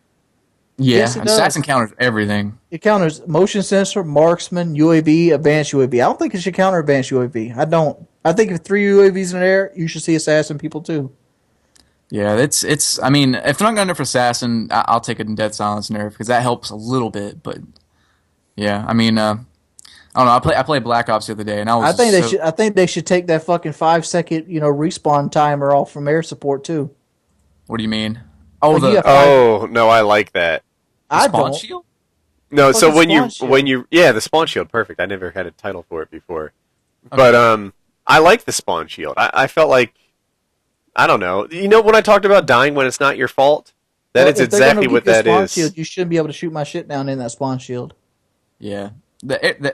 I've been running Assault, and I've gotten the game late, and You should have everyone shoots when everything. you spawn, you should have like a 5 or 6 second delay before you can bring a Strela missile out. Yeah, Yeah, or just the lock on should wait, right? Yeah. You should be- I mean, it should be on fair game, Like if I can't kill you, you can't kill me. Yep. I can agree with that. yeah, But yeah, I mean, I don't know. Because that's The my thing problem. Like the Oscar thing I don't gunner, get he gets is- shot down instantly. Dude, I can't even. I call it a Pavlo. It got shot down in 7 seconds. Yeah, that's a. I've been in lobbies, and it's like I like this lobby because it's easy for me to earn some of the higher kill streaks, right? Like these guys Yeah. are not killing me for whatever Good. reason. But I dislike the lobby because, man, like I had one. I posted a game where I called in 2 Reapers and they combined for a kill. That sucks, man. Like 2 Reapers in a good lobby. That should 16 be like 12 kills. Yeah. 12 is not 12 is like a reasonable estimate. 16, 20 is high side. I don't think I've ever gotten over 5 with a Reaper, honestly.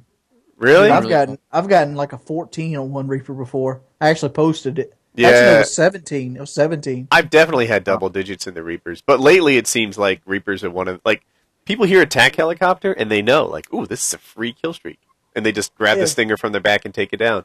People hear Pavlo and they're like, I don't care, I don't bother with it. Man, I can't do it by I call myself. it a fucking Overwatch. That thing's terrible. That is the worst kill streak I've ever used. But what's good It's got no flares and it's boom done. I've been It doesn't using. do anything. I've been calling in strafe runs lately. Like, here's what I like about strafe one: they don't take long to call. Right? I can call a strafe. Yeah. I don't care where you place it. Right? Just go. Right? How do I place a strafe run as fast as I can? So I call the thing in, and then it usually gets a kill or 2 back and forth. All I have to do is Predator missile, precision airstrike strafe run. That's what I've been using lately on Team Defender. I've been using the assault drone actually, and that's been wrecking shit for me personally. Oh, that thing's ridiculous. the assault know. That drone. thing's awesome. I love it. My- Until you you get fucking EMP shot down. grenaded.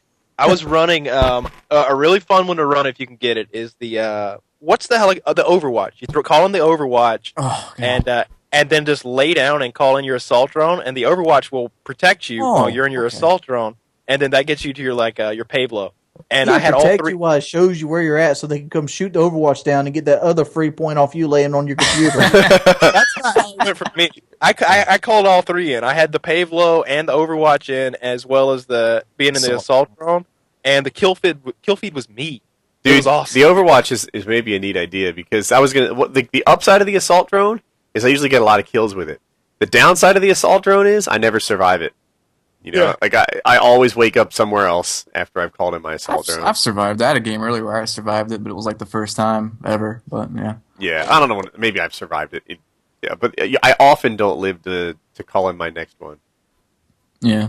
You know the thing I want them to do? I want them to take the fucking time of domination back down. The time? They've added like 2 or 3 seconds before the point score comes up. A Black Ops domination lasts anywhere from 8 to 10 minutes max. Mm-hmm. A Modern Warfare 3 domination lasts 9 to 12. Yeah, I didn't know why that is. They've added like a second or two between where you get ticks the counter or whatever. Yeah. I didn't notice that. Yeah, Domination's not YouTube friendly anymore. What I've started doing is taking all my slow moments and compressing them. You know, I used to just run the whole game. Now I love Domination. It's my favorite game type. Me too. You know why? Because I can somewhat know where the enemies are coming from. Exactly. I know the spawns in Domination. Well, I know the spawns in most of the objective game types pretty well, but Domination's my favorite. I don't know. I just get it. TDM, kill confirmed, and even free for all to some extent. I don't know. Like the spawns flip, and I don't know it yet, and I don't in Domination. I've got real good guesses as to where people are coming from, spawning all the time, where the hot spots of the map are. I bounce over to TDM, and it's like, all right, everyone's by mannequins, and I rush over to mannequin. Oh, I'm the last one here. Crap, now everyone's somewhere else, and I don't know where that is, and I just feel like I'm always a minute late on the intel. They need to bring back the fucking war game type from World at War. Honestly, they really do. Yeah, that was an amazing I love the war game type. Yeah. Love the war games. Nobody hiding, everybody like fucking. We need to go. We need to start right now while they're in development of this next Call of Duty. Yeah, and hit Vaughn with this war shit. Definitely. We want war. That should be the campaign. Yeah, I put up a video today with some Black Ops 2 intel. Now I don't know if it's right, and I say that in the video. Like, look, a lot of times when these rumors come out in March, they're full of crap. But there's a couple new game types coming. I'm trying to, like, Infected's going away, Drop Zone's coming back, something else is coming back. I need to look at my notes. Kill confirmed, I think. Yeah, Kill confirmed and Drop Zone are coming back. Infected's gone, and yeah, cool stuff. It's like Escort, isn't it? Something about Yeah. Escort. There's a whole new game type, and it plays a little like S&D in that if you die, you stay dead until the round's over, and so I guess you have to very carefully protect your guys he gets from one place. I'll tell you to what, another. I want coming back. I want my Second Chance Ghost playlist to come back. I think Vaughn's actually doing something. I don't know. He's been adamant about just eliminating any kind of camper tool on Twitter, from what I've seen. I think he's going to put like an assassin perk and a blind eye perk in the same tier, so you can have the best of both worlds. That's what I think he's going to do. I don't need a camper perk. I can do that without the perk. I can camp with a knife and no perks. I'll still get it done. Why don't they just make it so that, why don't they give us a playlist where we can vote on one perk from each category and one weapon and, from each category and one everything that we don't want. Like they call it the restricted playlist where there's no, there's none of that shit. Like, take Claymores out. Take it all out. I had an idea of, how about this? How about have like a free-for-all lobby, but call it like restriction? And whoever wins the free-for-all gets to set the rules for the next free-for-all. It'd be fun if you set the game mode, like pick if the winner got to pick like what map and all you played. That might be fun. Yeah. You have to be within reason, but like you get to set what weapons can be put in, what perks can be used, that kind of deal. I think all your ideas are stupid. I don't like any of these. But that's just me. I really don't. Like, I don't like. I liked Call of Duty 4 because if you wanted to shoot down air support, you pulled out an RPD or a saw and you just did it. So the chat is all asking what war is like. So I'm going to attempt to explain it, and you guys help me where I missed it. Picture Domination, but there's only one flag at a time. And after you cap that flag, you have to move to what I'll call flag number 2, and then 3, and I think there's 5 to get. 5, yeah. Usually. I would say it's like a big game of tug of war. Okay, yeah. So after I cap a flag, I have to cap the next one in the sequence. If you cap it instead of me, now we've backtracked one, and I have to cap the one I already earned, right? So it's kind of like tug of war. And there's momentum. Yeah, that you earn by getting kills. I was headed to that, right? You can cap it faster, yeah. So first on the flag thing, you need to cap 5 flags in order, and then if the other team caps the next one, then all of a sudden you're back one. Kind of like getting knifed in gun game. You've been knocked down. And then there's momentum. So let's say you're not an objective player at all. You're just a total kill whore. Well, that kill whoring does something other than just push people back into their spawns. It also gives momentum. So if I'm on a team and I'm capping flags like crazy with my KD's like 0.5, and Wings is on this team, and his KD is like 9, all of a sudden he's earned my team momentum, and I cap flags at double speed or triple speed, and that helps the team in its own way. Did I miss anything? Yeah, like let's say if you it. push the team back to their last flag and they actually stop you and they cap it, the momentum swings. You lose all your team's momentum and they have full momentum, so they can come back in the game. And now you got to stop them from capping the flags again. Yeah. And I will say this: somebody said that like what we were talking about earlier was called bare bones. No, I don't want bare bones. I want unlimited kill streaks. I want the vast majority of the perks are fine. You think I care if you shoot me with steady aim? You think I want you to use dead silence. All right? Like, I like that stuff. I don't want you disappearing off my fucking radar, and I don't want you to have the magical ability to, like, not show up on thermal scopes or trip claymores. It's a fucking claymore. All right? No. What kind of magical ability? What are you, a ninja? Are you literally a ninja? Like, if you're going to give him a perk called ninja, then make him dress like a ninja and do some kind of hopscotch dance around my claymore when it doesn't take go their off. take their primary way and replace it with a katana. I'd love to see that. Like, dude, if you run like ninja and you run into a claymore, your character has to go into like a front handspring animation to get past it, and you can't shoot for a while. That'd be fun. Takes his gun, puts it on his back, does a front handspring, gets past the claymore. I like it. Yeah. You know what? Little things like that can make a difference, because the hurdle animation in Battlefield 3 was incredible. Like, the instant the guy jumped over his first wall, I'm like, ooh, this is good. It made the game feel faster. Yeah, something about that just worked right. Until the lag hits you and you try to jump over the wall 4 times. Yeah. I imagine that's worked out now. I mean, when I played Battlefield 3, it was like mega super popular because COD wasn't even out yet, and there were big problems. But now, maybe not as bad. Yeah, they've patched. They came out with a huge patch recently that, like, I don't know, it addressed like must have been 100 different things. So Well, maybe I can play my PlayStation again. One thing Black Ops 2... Oh, go ahead. I'm sorry. I had to quit playing Battlefield 3 because I got stuck with no gun. what? Period. Like, I picked up another person's gun, like their kit, and it didn't bring a gun up. I couldn't shoot. I couldn't reload. I couldn't do nothing. Huh. I leave the game, come back, still no gun. I leave the game a week off, come back, no fucking gun. That's weird. I looked it up. It was a problem a lot of people had, and like they had to turn their disc back in. Huh.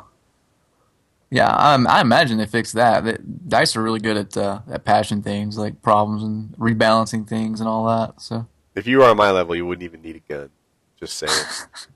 Well, you couldn't knife either because you technically had your gun out. That's right.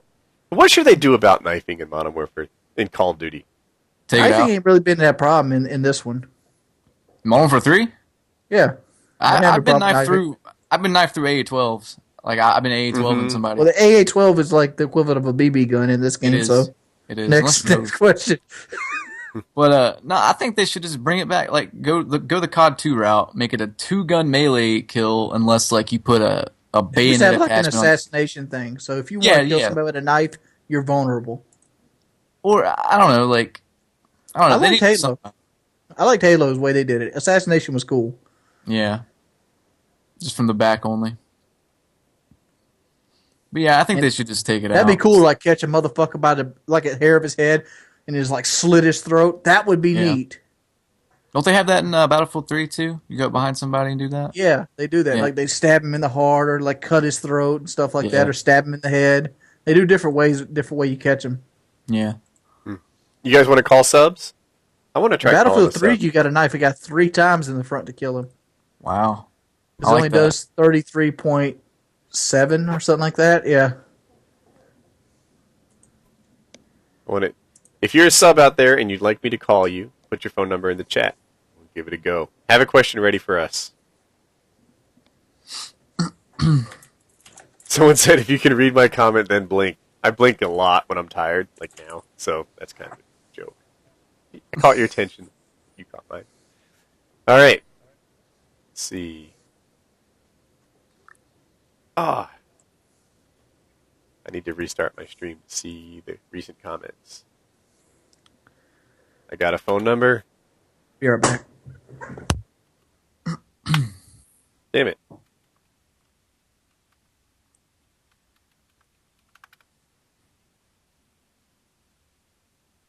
Here we go. We're calling our first guy.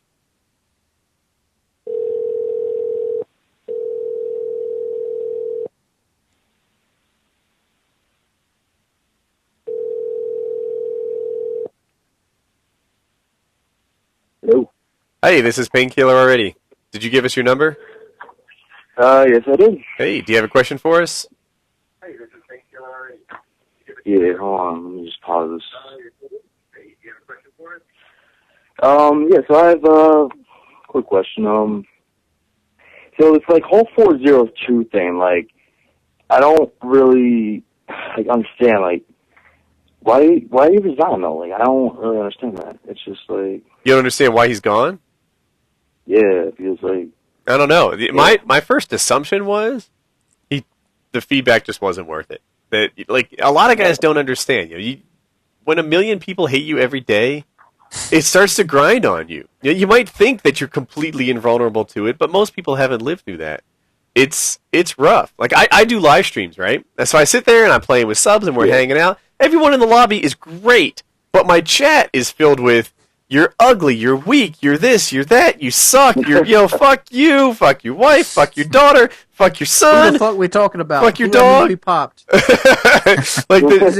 Is this guy right here with the phone number? Is he talking shit? No. No. He was asking why 402 left, and so when I do live streams, I try to be in a good mood. I try to be cool, right? And then I'm hanging out with subs, and they're all good at Call of Duty, and I'm playing against good players. Not every game is going like I hope it will. I'm trying to be the super version of me, playing well, and the chat is just tearing me down the entire time. After a few hours, it's like, all right, I got to stop, or I'm gonna murder my monitor. So I thought that was why he left. He just eventually said, you know what, it's not ready for it's too much.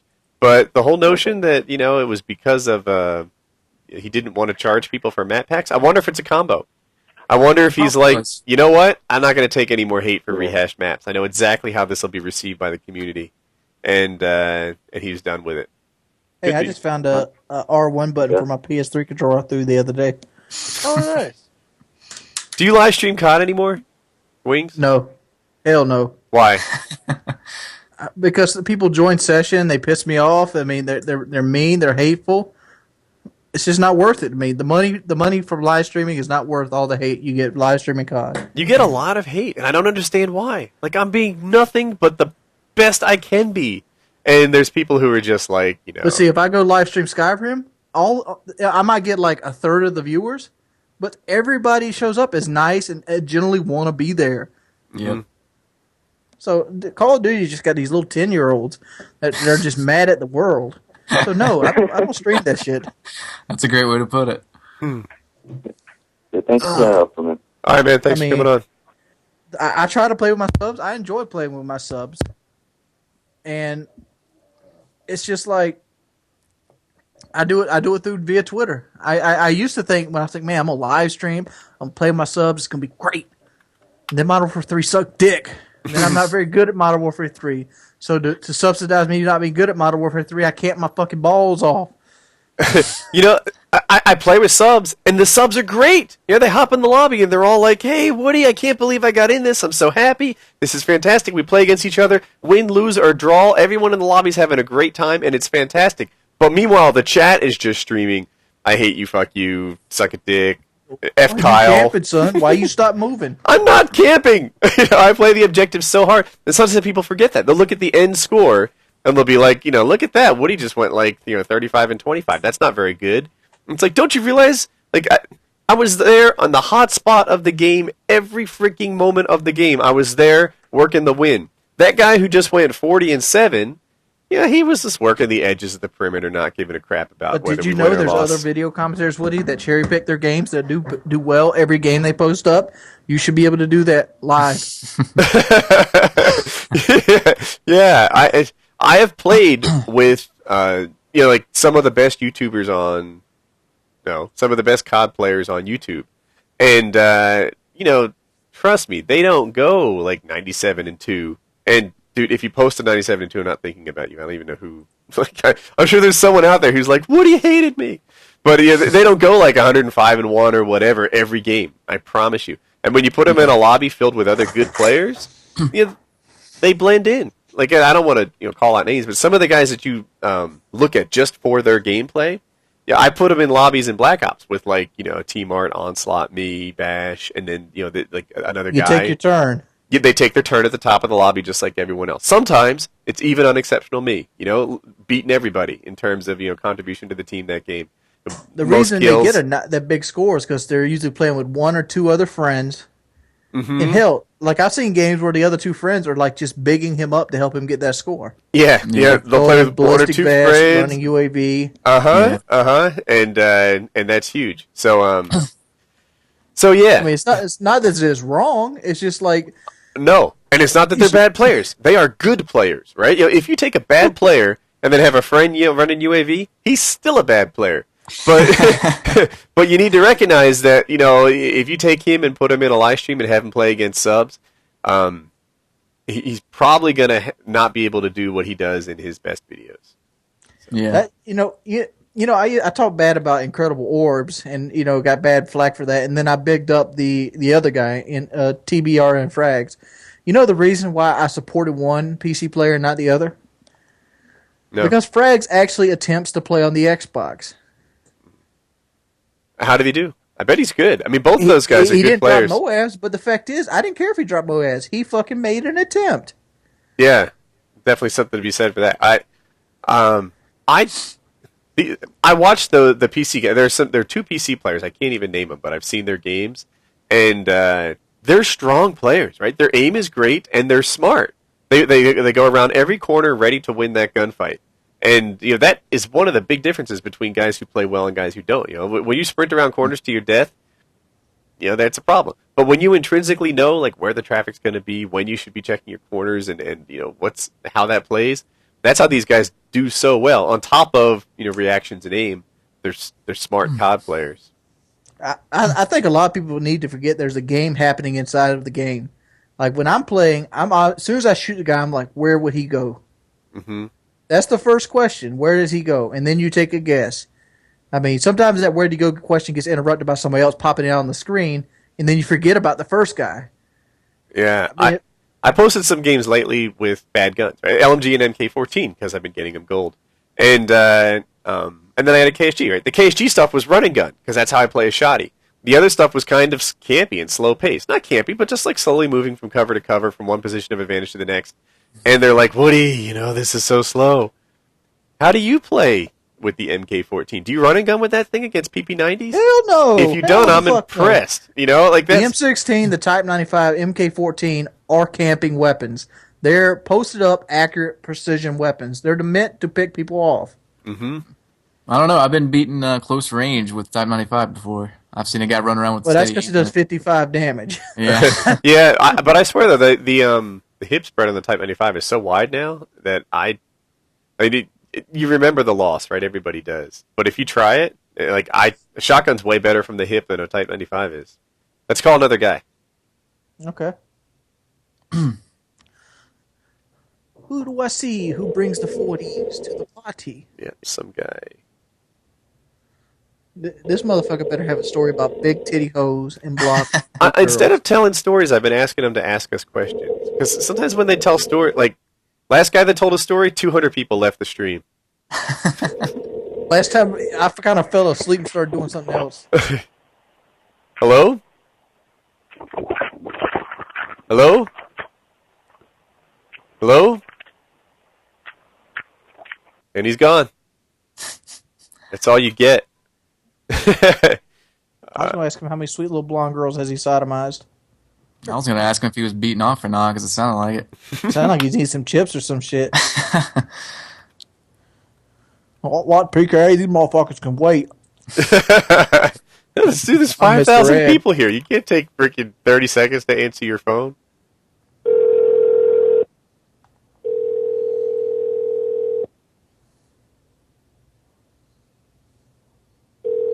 You ever take pride in having a shitty gun at a high level? Yeah, Yeah. definitely. Hello? Hello, hey, this is Painkiller already. Did you put your number in the stream?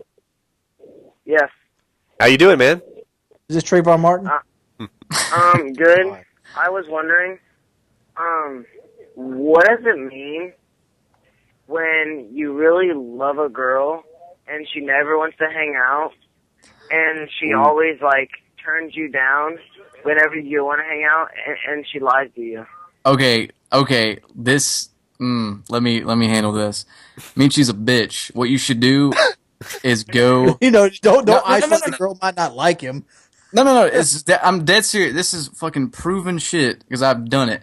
If a girl's being a bitch to you and she used to like you or whatever, and she's being a bitch to you, blowing you off, doing all this stuff, say fuck her and go with another girl. Just to the best way to get a girl is with another girl on your arm.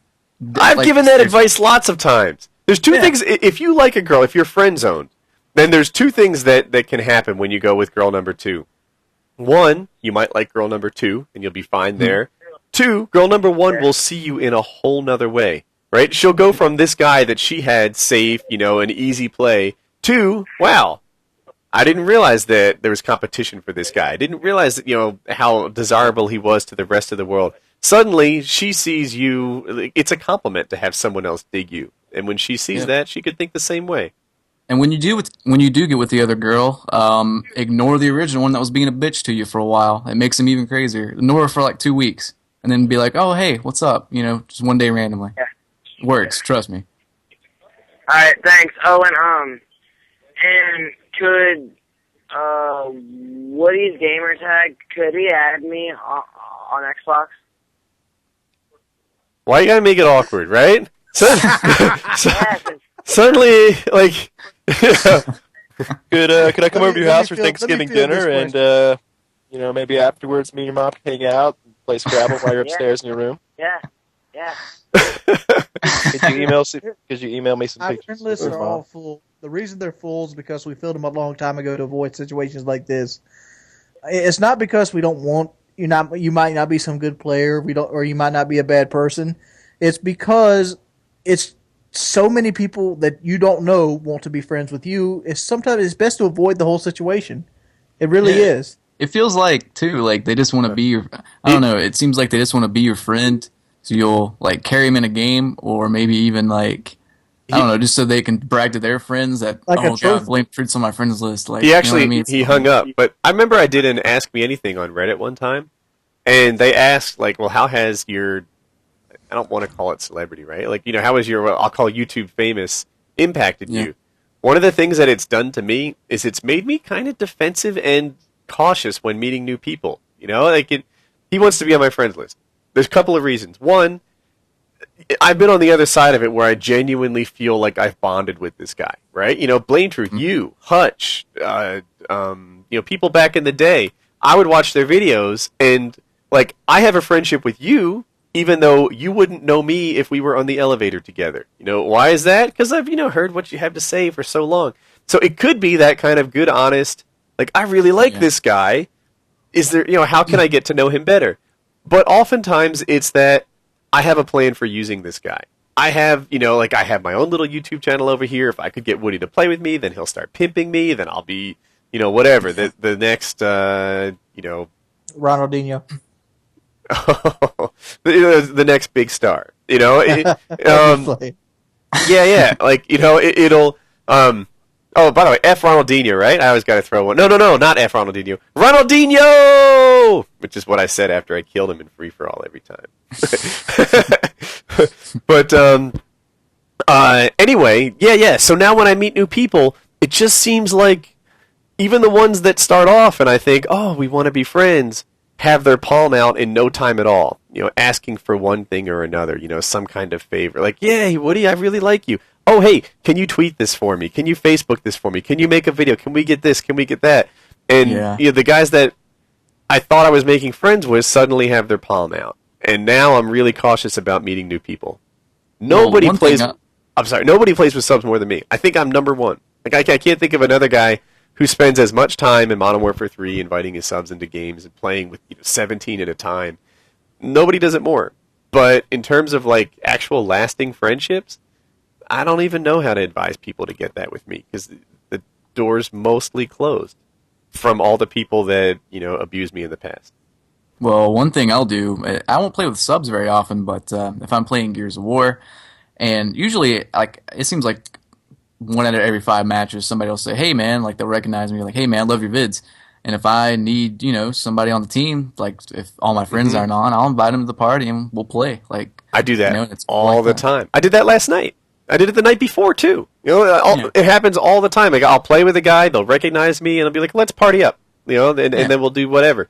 I'm more than happy to do that, and especially if there's 2 friends over there and they're good players, and if they're subs of mine, they're usually good players, right? Because people who sub to Call of Duty commentators tend to be good players. And I have in my head, like, all right, these are 2 guys. They seem nice enough. And I'm either going to play with them or against them all night. What's your choice going to be? Let's party up. I saw a thread on Reddit. I mentioned Reddit twice recently, where someone was like, hey, I got in a game with this guy. And he was a big-time YouTuber. And, I played with him once. I beat him, and he left. And he's like, I was in a game with this guy. He died one time, and he quit out. And someone else was like, I was with this other guy. He got 2 deaths, and then he quit the game and looked for a new lobby. And then someone else said, I was in a lobby with Woody. My friends and I put our try-hard pants on, did really well, then we partied up and won games all night. And it was like, yeah.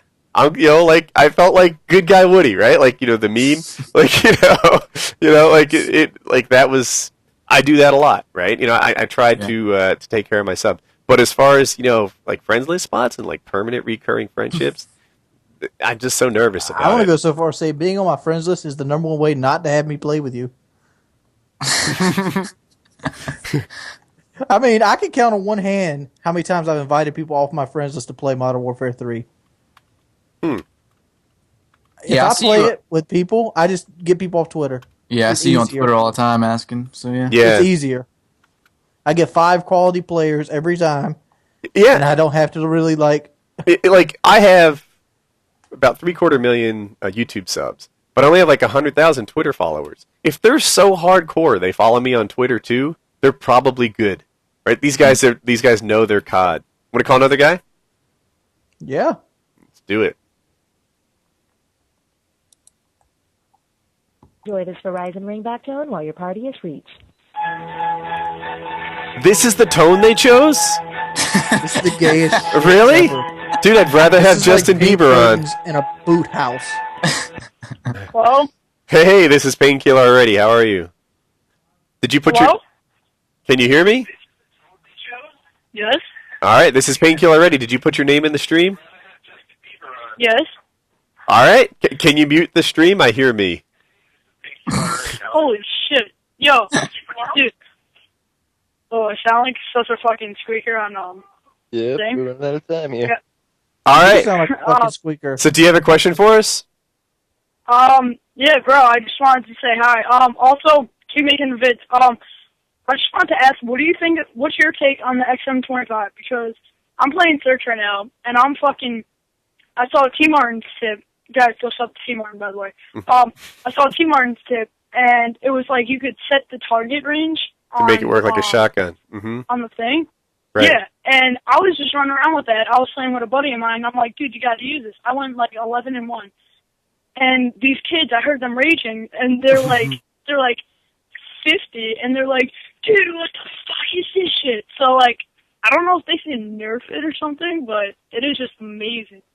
What is it? Is it a grenade launcher? Yeah, the XM25. It's real high tech. It's the semi-auto shit, bro. Oh It's yeah, like- I had some guy flimping that thing at me earlier. Yeah. Yeah. Yeah. You just look at the ground, hit the left analog stick, and it's like, fuck, you gotta shotgun. Oh yeah. And I was also I was watching Juice Drug's videos, and I saw a hack lobby for Search, and I saw like if they shoot you in the foot, you go like flying like a bat or some shit. And I was just in the lobby like that. So. Bummer. Yeah. I got a question for you. Do you kiss your mama with that mouth? Get dirty mouth. Did he curse a lot? It didn't even. I don't know. You sound like you're about 14. Oh yeah. And you're cussing every By breath. the way, guys, bitches be crazy. And about that other kid that you called, yeah, she's definitely a bitch. Like, you don't want to go for the bitches with those personalities. She is a bitch, but I mean, Yeah, she was a honestly, bitch. most girls are bitches. So Yeah, Yeah, He doesn't need to be bitches be tamed. crazy, I'm telling you. Sound like Uvu. All right, man. Thanks for coming You on. gotta wrangle the pussy. All right. Some guy put a 7-digit phone number in there. Like, does he? That won't work, dude. He's probably trolling. It could be, but I won't fall for it. I suppose. Here's another guy. Kyle, do you have any topics? F Kyle. Can't think of any. Oh, I thought we were still calling people. I can do that. Let's keep calling motherfuckers. Like, that little kid right there was cool. Really? You gave him a hard time about the cursing. Me giving you a hard time doesn't mean I don't like you. Good to know. All right, he should be. I'm calling now. I don't hear it ringing though. I don't know why, but I like pictured like. All right, I Chunk must have from, screwed like, this the, up.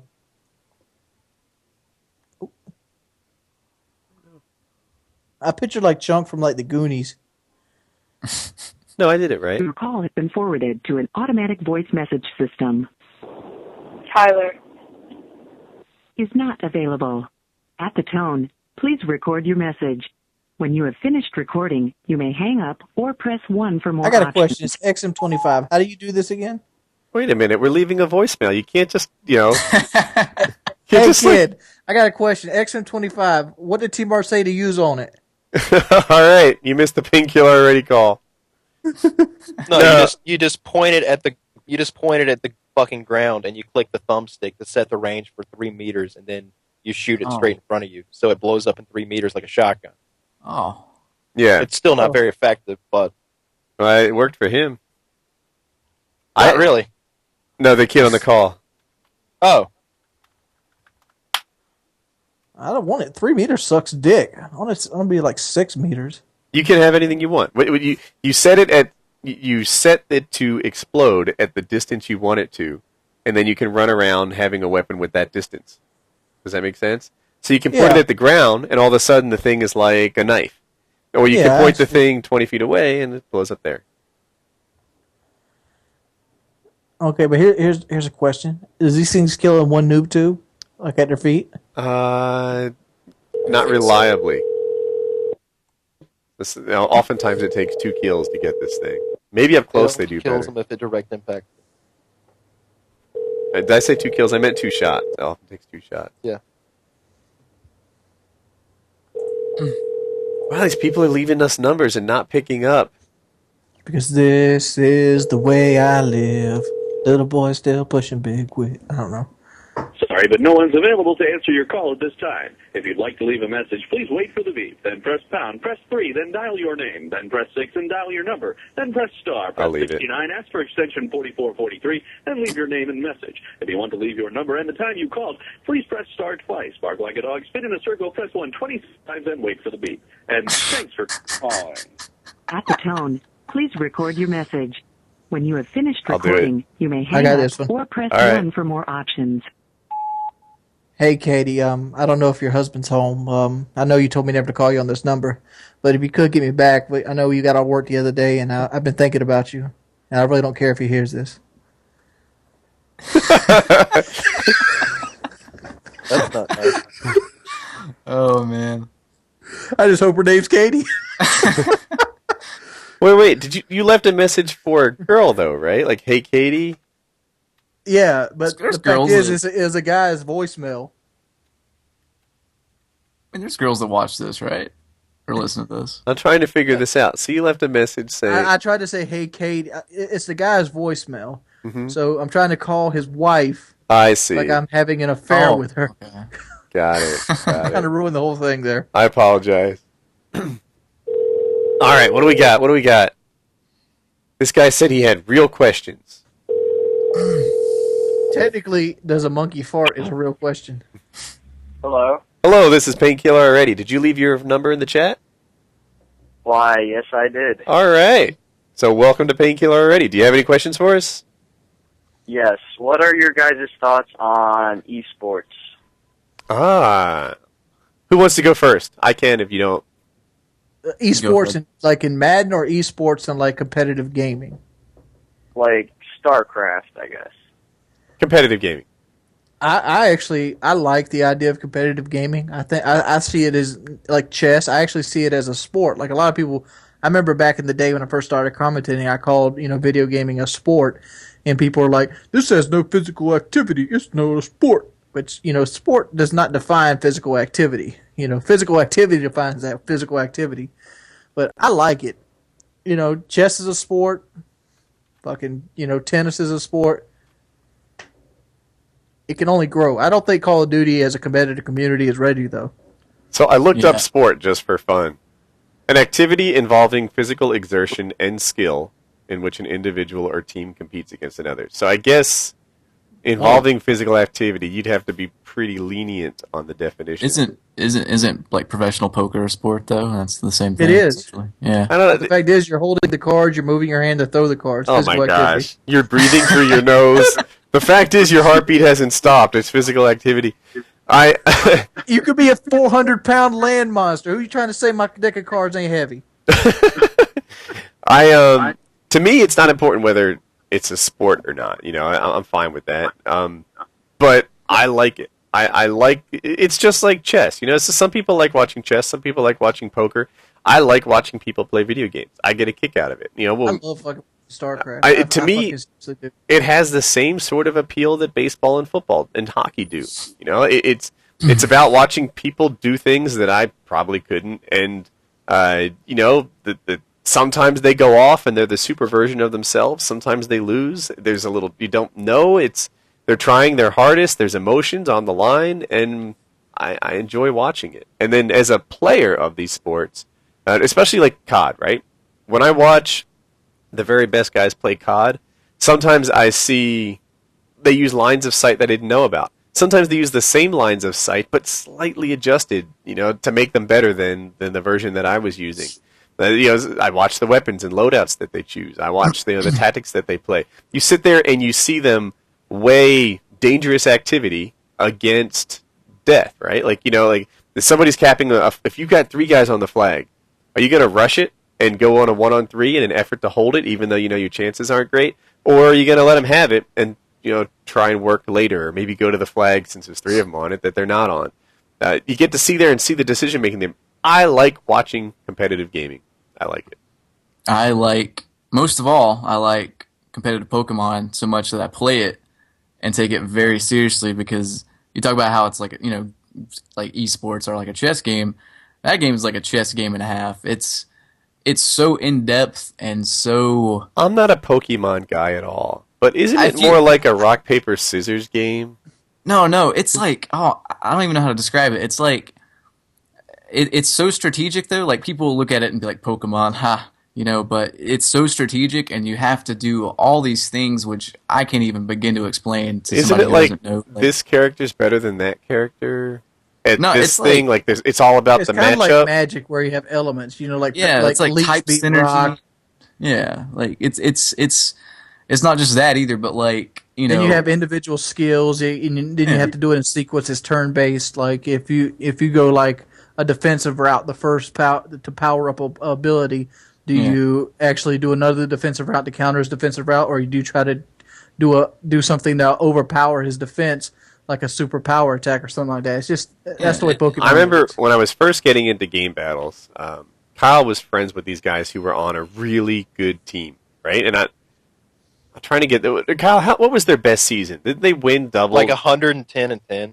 Yeah, like exceptionally good. And they picked me up for a little while, and that was my first experience. And if you're new to game battles, if you've played game battles before, then you won't look down on me for saying that they won in spite of me. Like, I would be on this team, and I would just try not to hold them back too much, because they were awesome, and I was new to game battles. But Kyle was like, don't do it. Don't do it. He's like, I have seen people cry because they made a mistake that cost them, a game battles match. He's like, everything about it just matters more. There's something on the line. I play pubs and win and lose, and at the end of the night, I, pop on some Netflix and go to sleep. I play game battles, and I wake up the next day like, we could have won that. And that doesn't happen in a pub match. So anyway, it's a long answer to your question, but I'm a big fan of esports. Yeah, I'm thank still you. at the thing. I like Starcraft. All right. Starcraft is the pinnacle of esports. Thanks for coming on, man. I know Kyle likes Starcraft too. Won't you speak up, Kyle? I like it a lot. I like watching it. I've never Dude, played. I like it. You don't even have to play StarCraft. That's why it's so fucking good. You just got to understand, like, there's a human race, here's the alien race, and just the moves that these people make, just the pure skill you see instituted into these moves, and it's like, wow.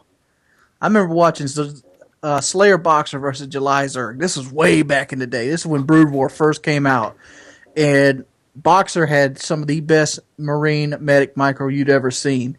And July Zerg hit him with the lurkers, and he took a Marine and stim packed that motherfucker, had him run around the lurkers while his other 3 Marines killed off like the 3 or 4 lurkers there, and it saved his fucking expansion, which ended up going ahead and saving him the game. And it's like, yeah, because I was like an extreme Terran player. That's what I did when I was a professional StarCraft player. It sounds kind of cool. Hey, let me ask you guys, what was your best moment in gaming? My best moment in gaming is easy. That's when I won the first ladder, and I won the first hardcore ladder in U.S. East of Diablo 2. All right. BlameTruth? Geez, I don't even know. Probably I don't know, probably the very first, like, Call of Duty game uploaded to YouTube, actually, just because that was, like, I remember buying my capture card, and I was so excited, like I'm getting really good at this game. The only other person I saw doing, like, COD matches was XCal at the time. I remember putting that game up, and I had, like, 200 subscribers at the time, and I'm pretty sure, like, all 200 of them left a comment on that game. And it was just, I don't know, it was an amazing feeling, because it's like I'm doing something that I like doing, like I'm showing skill on how to do something. You know what I mean? It was just like the first, like, wow moment as far as just making it more than just, like, playing a game. Kyle, best moment in gaming? I think I got a 55 and 3 team deathmatch in COD 4 on Showdown.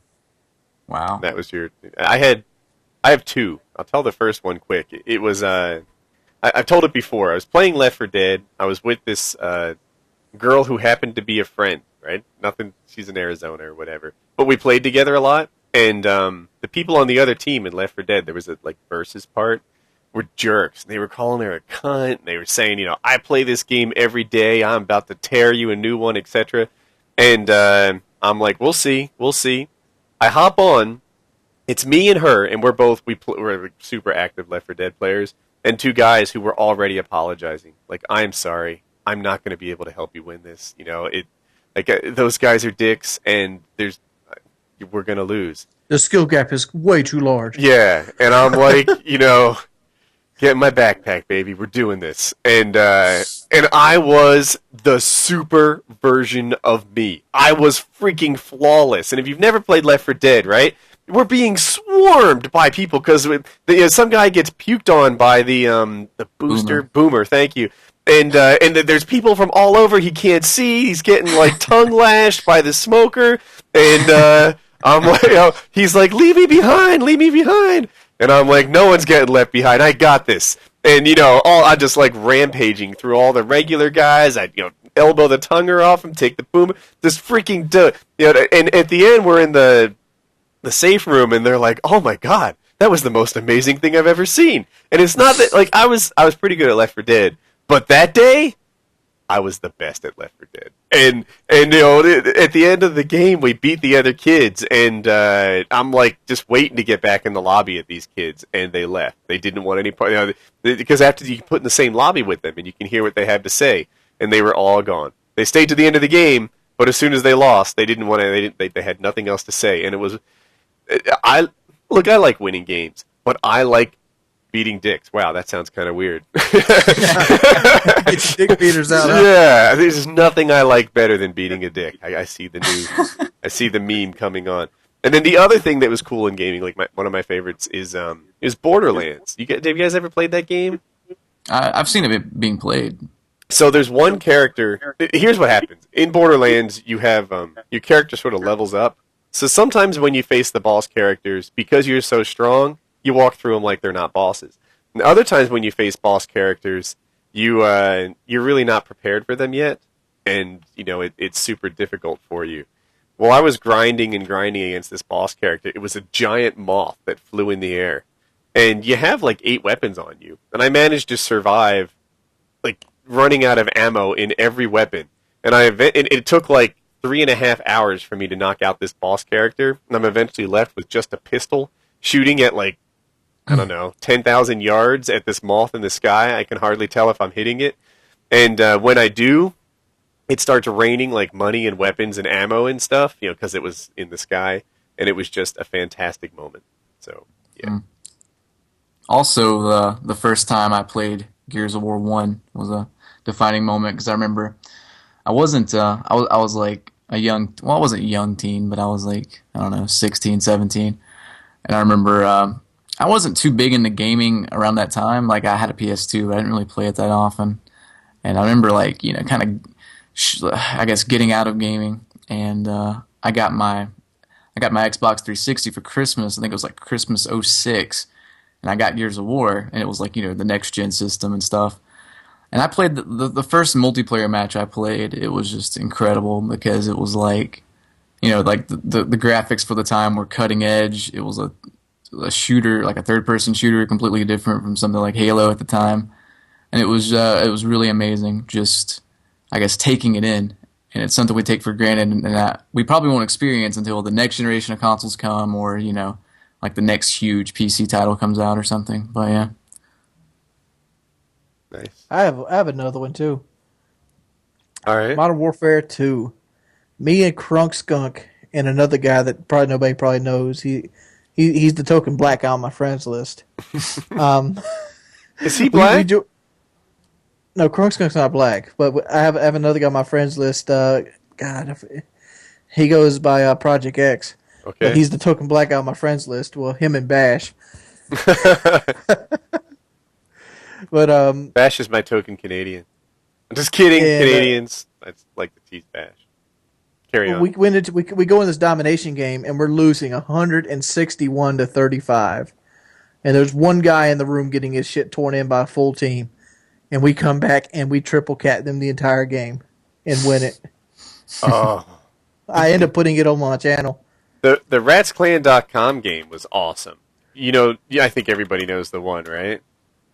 The one on the grid. Yep. Yeah, that thing was just. They came back, and it was a competitive game too, which to me added to the drama. It was really something. All right, another number.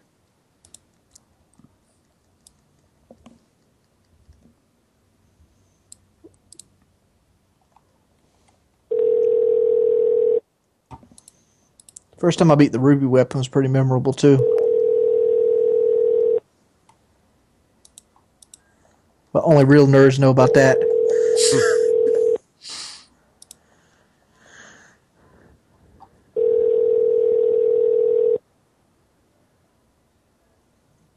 No? The coolest moment I ever had in gaming was actually in a Dungeons and Dragons game. Your call has been forwarded to an automated voice messaging system. All right, enough of you. What were you saying, Wings? The coolest moment I ever had in gaming, like this wasn't me.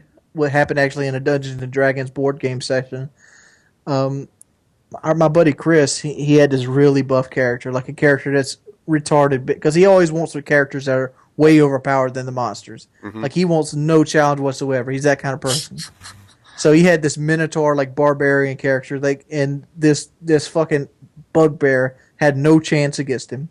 But the DM rolled 4 20s in a row and insta-killed his character. That's fun. Oh, dude, you should totally do some, like, board game Dungeons and Dragons videos. I'd watch it. I'd love to, but I'd actually got to get the last time I played was 3.5, and I got to get the 4.0 books, and I actually got to get somebody to actually get a group together. Hello? Yeah. Hey man, this is Painkiller already. Did you put your number in the stream? Holy shit, you guys actually called me. Indeed, we did. No, I did. Welcome to the show, man. Do you have a question for us? Yeah, I actually have kind of a two-part question, and the first one, actually, I'll ask Wings first before he gets annoyed with me. I don't get annoyed with anybody. What are you talking about? Take a the call. No, I was just wondering, because you'd probably be the only one who'd be interested in this type of game. Would you ever think about playing World of Warcraft and uploading it on your channel? I have played World of Warcraft, and my brother was addicted to it for about 2.5 years. Crook. And he had like all kinds of fucking, he had like a Dranini paladin and all this mess, doing raids and stuff. I just never liked the game because in my opinion, it was like punching a clock to go to work. It wasn't fun at all. Okay, yeah. Yeah, like I never got into the PvP stuff. I never got into like the arena. I never even got to the raid stuff. I think I had like a level 12 blood elf, and it's just like, I know this is boring. It gets repetitive after a while. You kind of get sick of it. And okay, for Woody and Wings, because you guys do Fail Friday and Mail Monday, so I was kind of thinking like you could do a video or maybe just on here about stuff for every guy, like I really want to know like how to pull a move in like a crowded theater with a girl, because it's kind of pull your dick out. Oh God! You get kind of scared.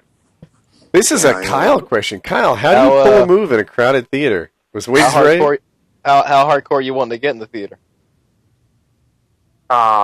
Just making out. Oh, well, like what's the issue? Yeah, have you tried putting your arm around her and kissing her? All right, so preparation is key. First of all, go to a bad movie. You want her to be bored. Sexy movie. Man. It depends what kind of girl she is. Most of the girls like that shit, like The Vow and Mess. You want to go to a movie that you kind of like, but she's going because you're going, but you have no interest in seeing it anyway. Something gay like The Born Supremacy. And sit in the back. Sit in the back of the movie. So there aren't like creepers jerking it while they watch you. That's me, by the way. I'm the creeper who's watching. Don't go knocking creepers, all right? Yeah, kiss her neck. Just like that. She's been a naughty girl. Give it a bite. Wow, Wing said that well. I hope that audio worked as well on the internet as it did on Skype. Kiss her neck. Yeah. I thought you were trying to get laid in the movie theater. I was going to give you some real advice there. Yeah, let's hear this advice, Kyle. If you want to make out, that's easily done. How do you get the head job in the theater, Kyle? Well, I mean, I'm a big believer of just asking. Yep, asking does work a lot. But like you don't have to be all. You have to be like, I'm gonna need you to be sucking my cock in about 30 seconds. You don't have to go hardcore and scary mode, but just add like, hey, what if we fooled around the movie theater? What if we did a little bit of this and a little bit of that? And she's gonna be like, no, or she might be like, yeah, maybe. So Kyle, how do you fuck on the first date? We're not going into that one. Those are trade secrets. All right, man. How do you fuck a girl that doesn't? Thanks for coming on. Thank you. How do you fuck a girl that doesn't want to fuck? I think we're getting into rape territory, Wings. No. We're getting into. He doesn't want to rape her. He just wants to make her want to fuck. He wants to change her mind. Yes. That's fair game, right? Huh. Claw her back. Grow some fingernails. Right? Isn't that the Wings thing? No, you got to get the back massage, son. Give the back massage. All right, I'm going to call another guy. This guy just voted for me in King of the Web, which I appreciate. I bet you there's not one motherfucker voted for me in King of the Web, even though I didn't even enter it. Yeah, have you tried asking for votes? It helps a lot. Politicians do it. Dude, I'm so close to 1 million votes. That was my target. Road to one vote up at King of the Web. Hello? This is Woody. Hey, this is Woody. How are you? Are we on speakerphone? Dude, I'm so close to 1 million votes. Hello? Dude, your phone is like ass and trash and piss. Yeah. I'm sorry, man. I don't mean to be harsh, but this is a radio show, and I don't know what kind of phone that was, but that won't work. The walkie-talkie. What was that? The Samsung Beep? I Was the chirp? What was the chirp? I have no clue. Yeah. You remember the chirp? Wings, my friend wants you to talk more about Final Fantasy VII. Something about the ruby weapon. I don't know. She literally, her words were, "That game makes me fucking wet." Make him talk about it more. Okay. Okay. Okay. The best way to beat the ruby weapon is actually phasers. You can get phasers from like things in Sector 7. What they do is they daze it. The programmers of Final Fantasy VII seem to overlook and made one of the super bosses not immune to paralysis. So you can pretty much paralyze them through the whole fight. So what you want to do is you'll get about 25 dazers. You get 25 dazers and you can pretty much paralyze them the whole fight after and it doesn't have cloud. So what you want to do is you want to drink hero drinks to get your stats up to 255. Then you get Omni Slash worked up on his paralysis stats and go to town and just mime it. Interesting. Is that your favorite Final Fantasy game?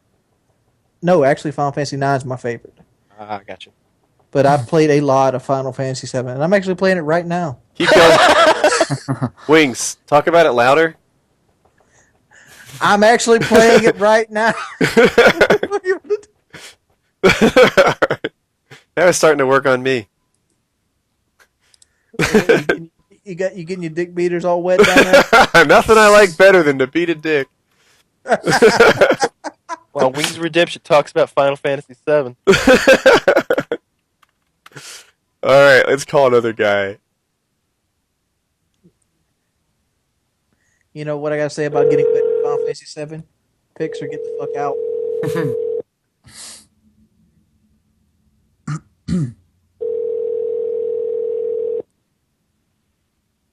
Hello? Hey, how are you? This is Painkiller Already. Did you put your number in the stream? Yeah. Welcome to the show, man. Are you drinking Holy crap. Milwaukee's Best? Oh wow, I was never expecting this. I got a YouTube question. Like, I'm not asking for a shout out, but I have like trouble meeting people. It's really weird. Like I'll like play with someone and I get like really quiet, and for some weird reason I can never keep like a conversation going. Like, Dude, It's called lack of social skills. Yeah, That's something school gives you. Just start talking about whatever. Like, talk about... What do you enjoy? Yeah. Talk about the game. Talk about, like, what's your But what's it's your favorite gun. like I don't know. It's like I'm afraid to like say something stupid, and then I won't talk, and it's like really awkward. Look at it this way. If you're trying to build a friendship with somebody that you're worried about them thinking you're stupid, you shouldn't build that friendship to begin with. A person that is going to be your friend in the long run, the person that's going to be able to overlook, little things like, you might like Hondas and rice burners, and where he might like, Chevrolet vehicles. But, those little things people overlook. Which one of those people is stupid, Wings? Obviously the rice burner. I'm sorry, that was obvious. Yeah, I seen something cool about Toyotas. I thought, man, Woody would like to do this. You ever seen those like Toyota emblems with the horns on them? No, but that does sound cool. Like, I can picture that. They're really cool looking. You should get one for your Tundra. I wish I you could... don't have a Tacoma. Yeah, I have a Tacoma. I wish I could relate to this one. Like, I have a pretty easy time in lobbies with people that I don't know. I get interrupted a lot. Like, that's something I'm not very good at, getting interrupted. How old are you, guy? 15. 15. Well, you are just maturing. You're gonna be fine. Yeah, this will come easy. Years. You vibe much older, by the way. Like, when you answered, I thought you were 25. Yeah, like I'm 6'2", and people think I'm in college. So I mean, Well, if you want advice in like real life, how to meet people and greet people, fucking smile.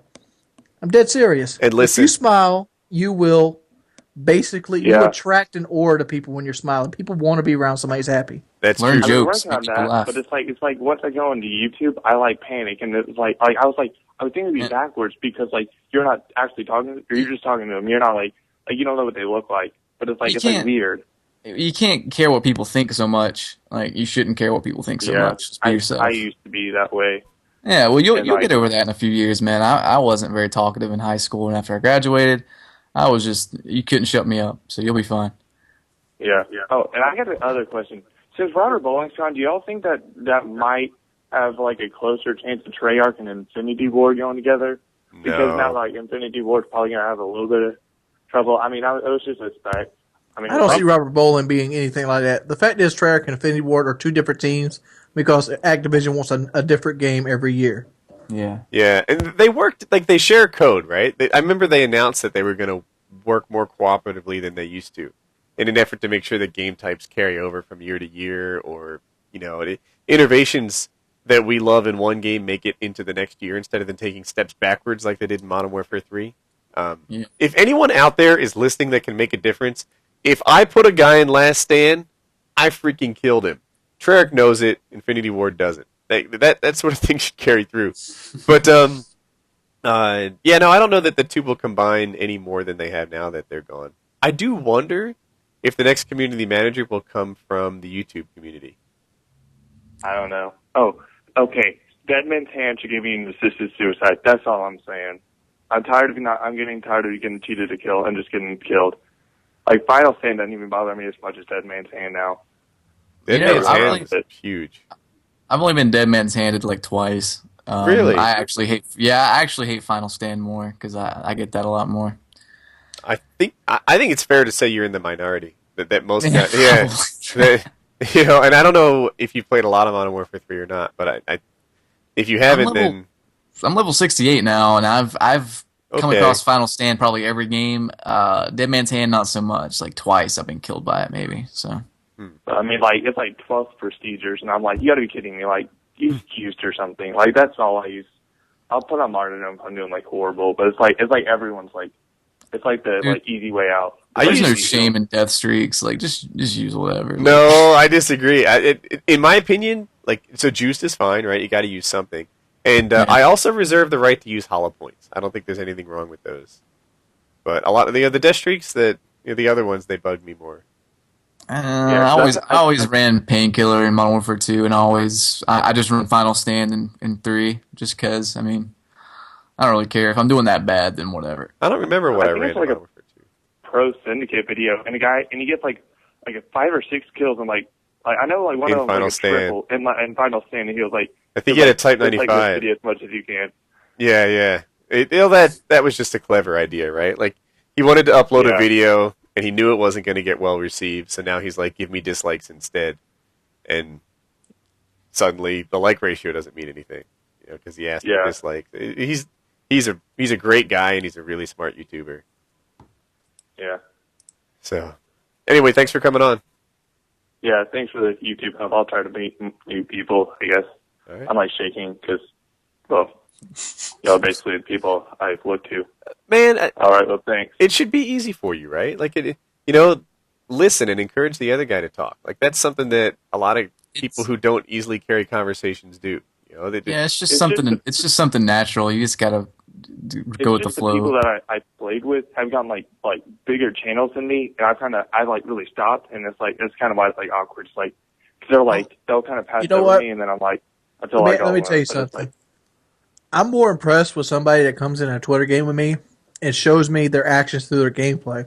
Somebody that takes the initiative to shoot down the helicopter or takes the initiative to do certain things, I'm more willing to be his friend than somebody who's obviously asking me questions over and over again. That's just me. It's not just you, man. Like, all right, man, so thanks for coming on. All right. In my live streams, God of Death always joins, right? And he always plays well, and he never interviews me. And that's one of the things that makes a live stream challenging is when I'm getting interviewed and I'm playing poorly. Woody, what do you think about this? What do you think about this? Woody, I have some 120-second long monologue that I want you to listen to while we're 5 points behind in a winnable domination game. And it's like, man, please stop. I'm trying as hard as I can. This is such a struggle. There's 5,000 people looking at me and mostly judging me poorly, and you're interviewing me. Come on, man. Just help me win this game. That's what we're all here for. I've had people from Twitter, join my games and stuff on years. If I play with them and they treat me like a normal person and they're cool, I'll add them to my friends list and play with them a lot. I mean, it's not. I can totally relate to the whole 20 questions thing that some people do, but yeah. So it's hard. It's super hard. Well, anyway, guys, I'm gonna have to split. All right. It's probably about time to stop anyway. Yeah, it's been over 2 hours. So thanks for coming on. I hope you guys enjoyed Painkiller already. Oh, I got one more thing to say. And people that usually play better, like, be a team player, don't fucking interview or grill you. If your name pops up again, I'm more likely to select you again on like the Twitter things. Oh, anyway. Anyway. Very cool. Thanks for coming on, everybody. Slap him in the face. Painkiller already. The woman's disgrace. F. Kyle.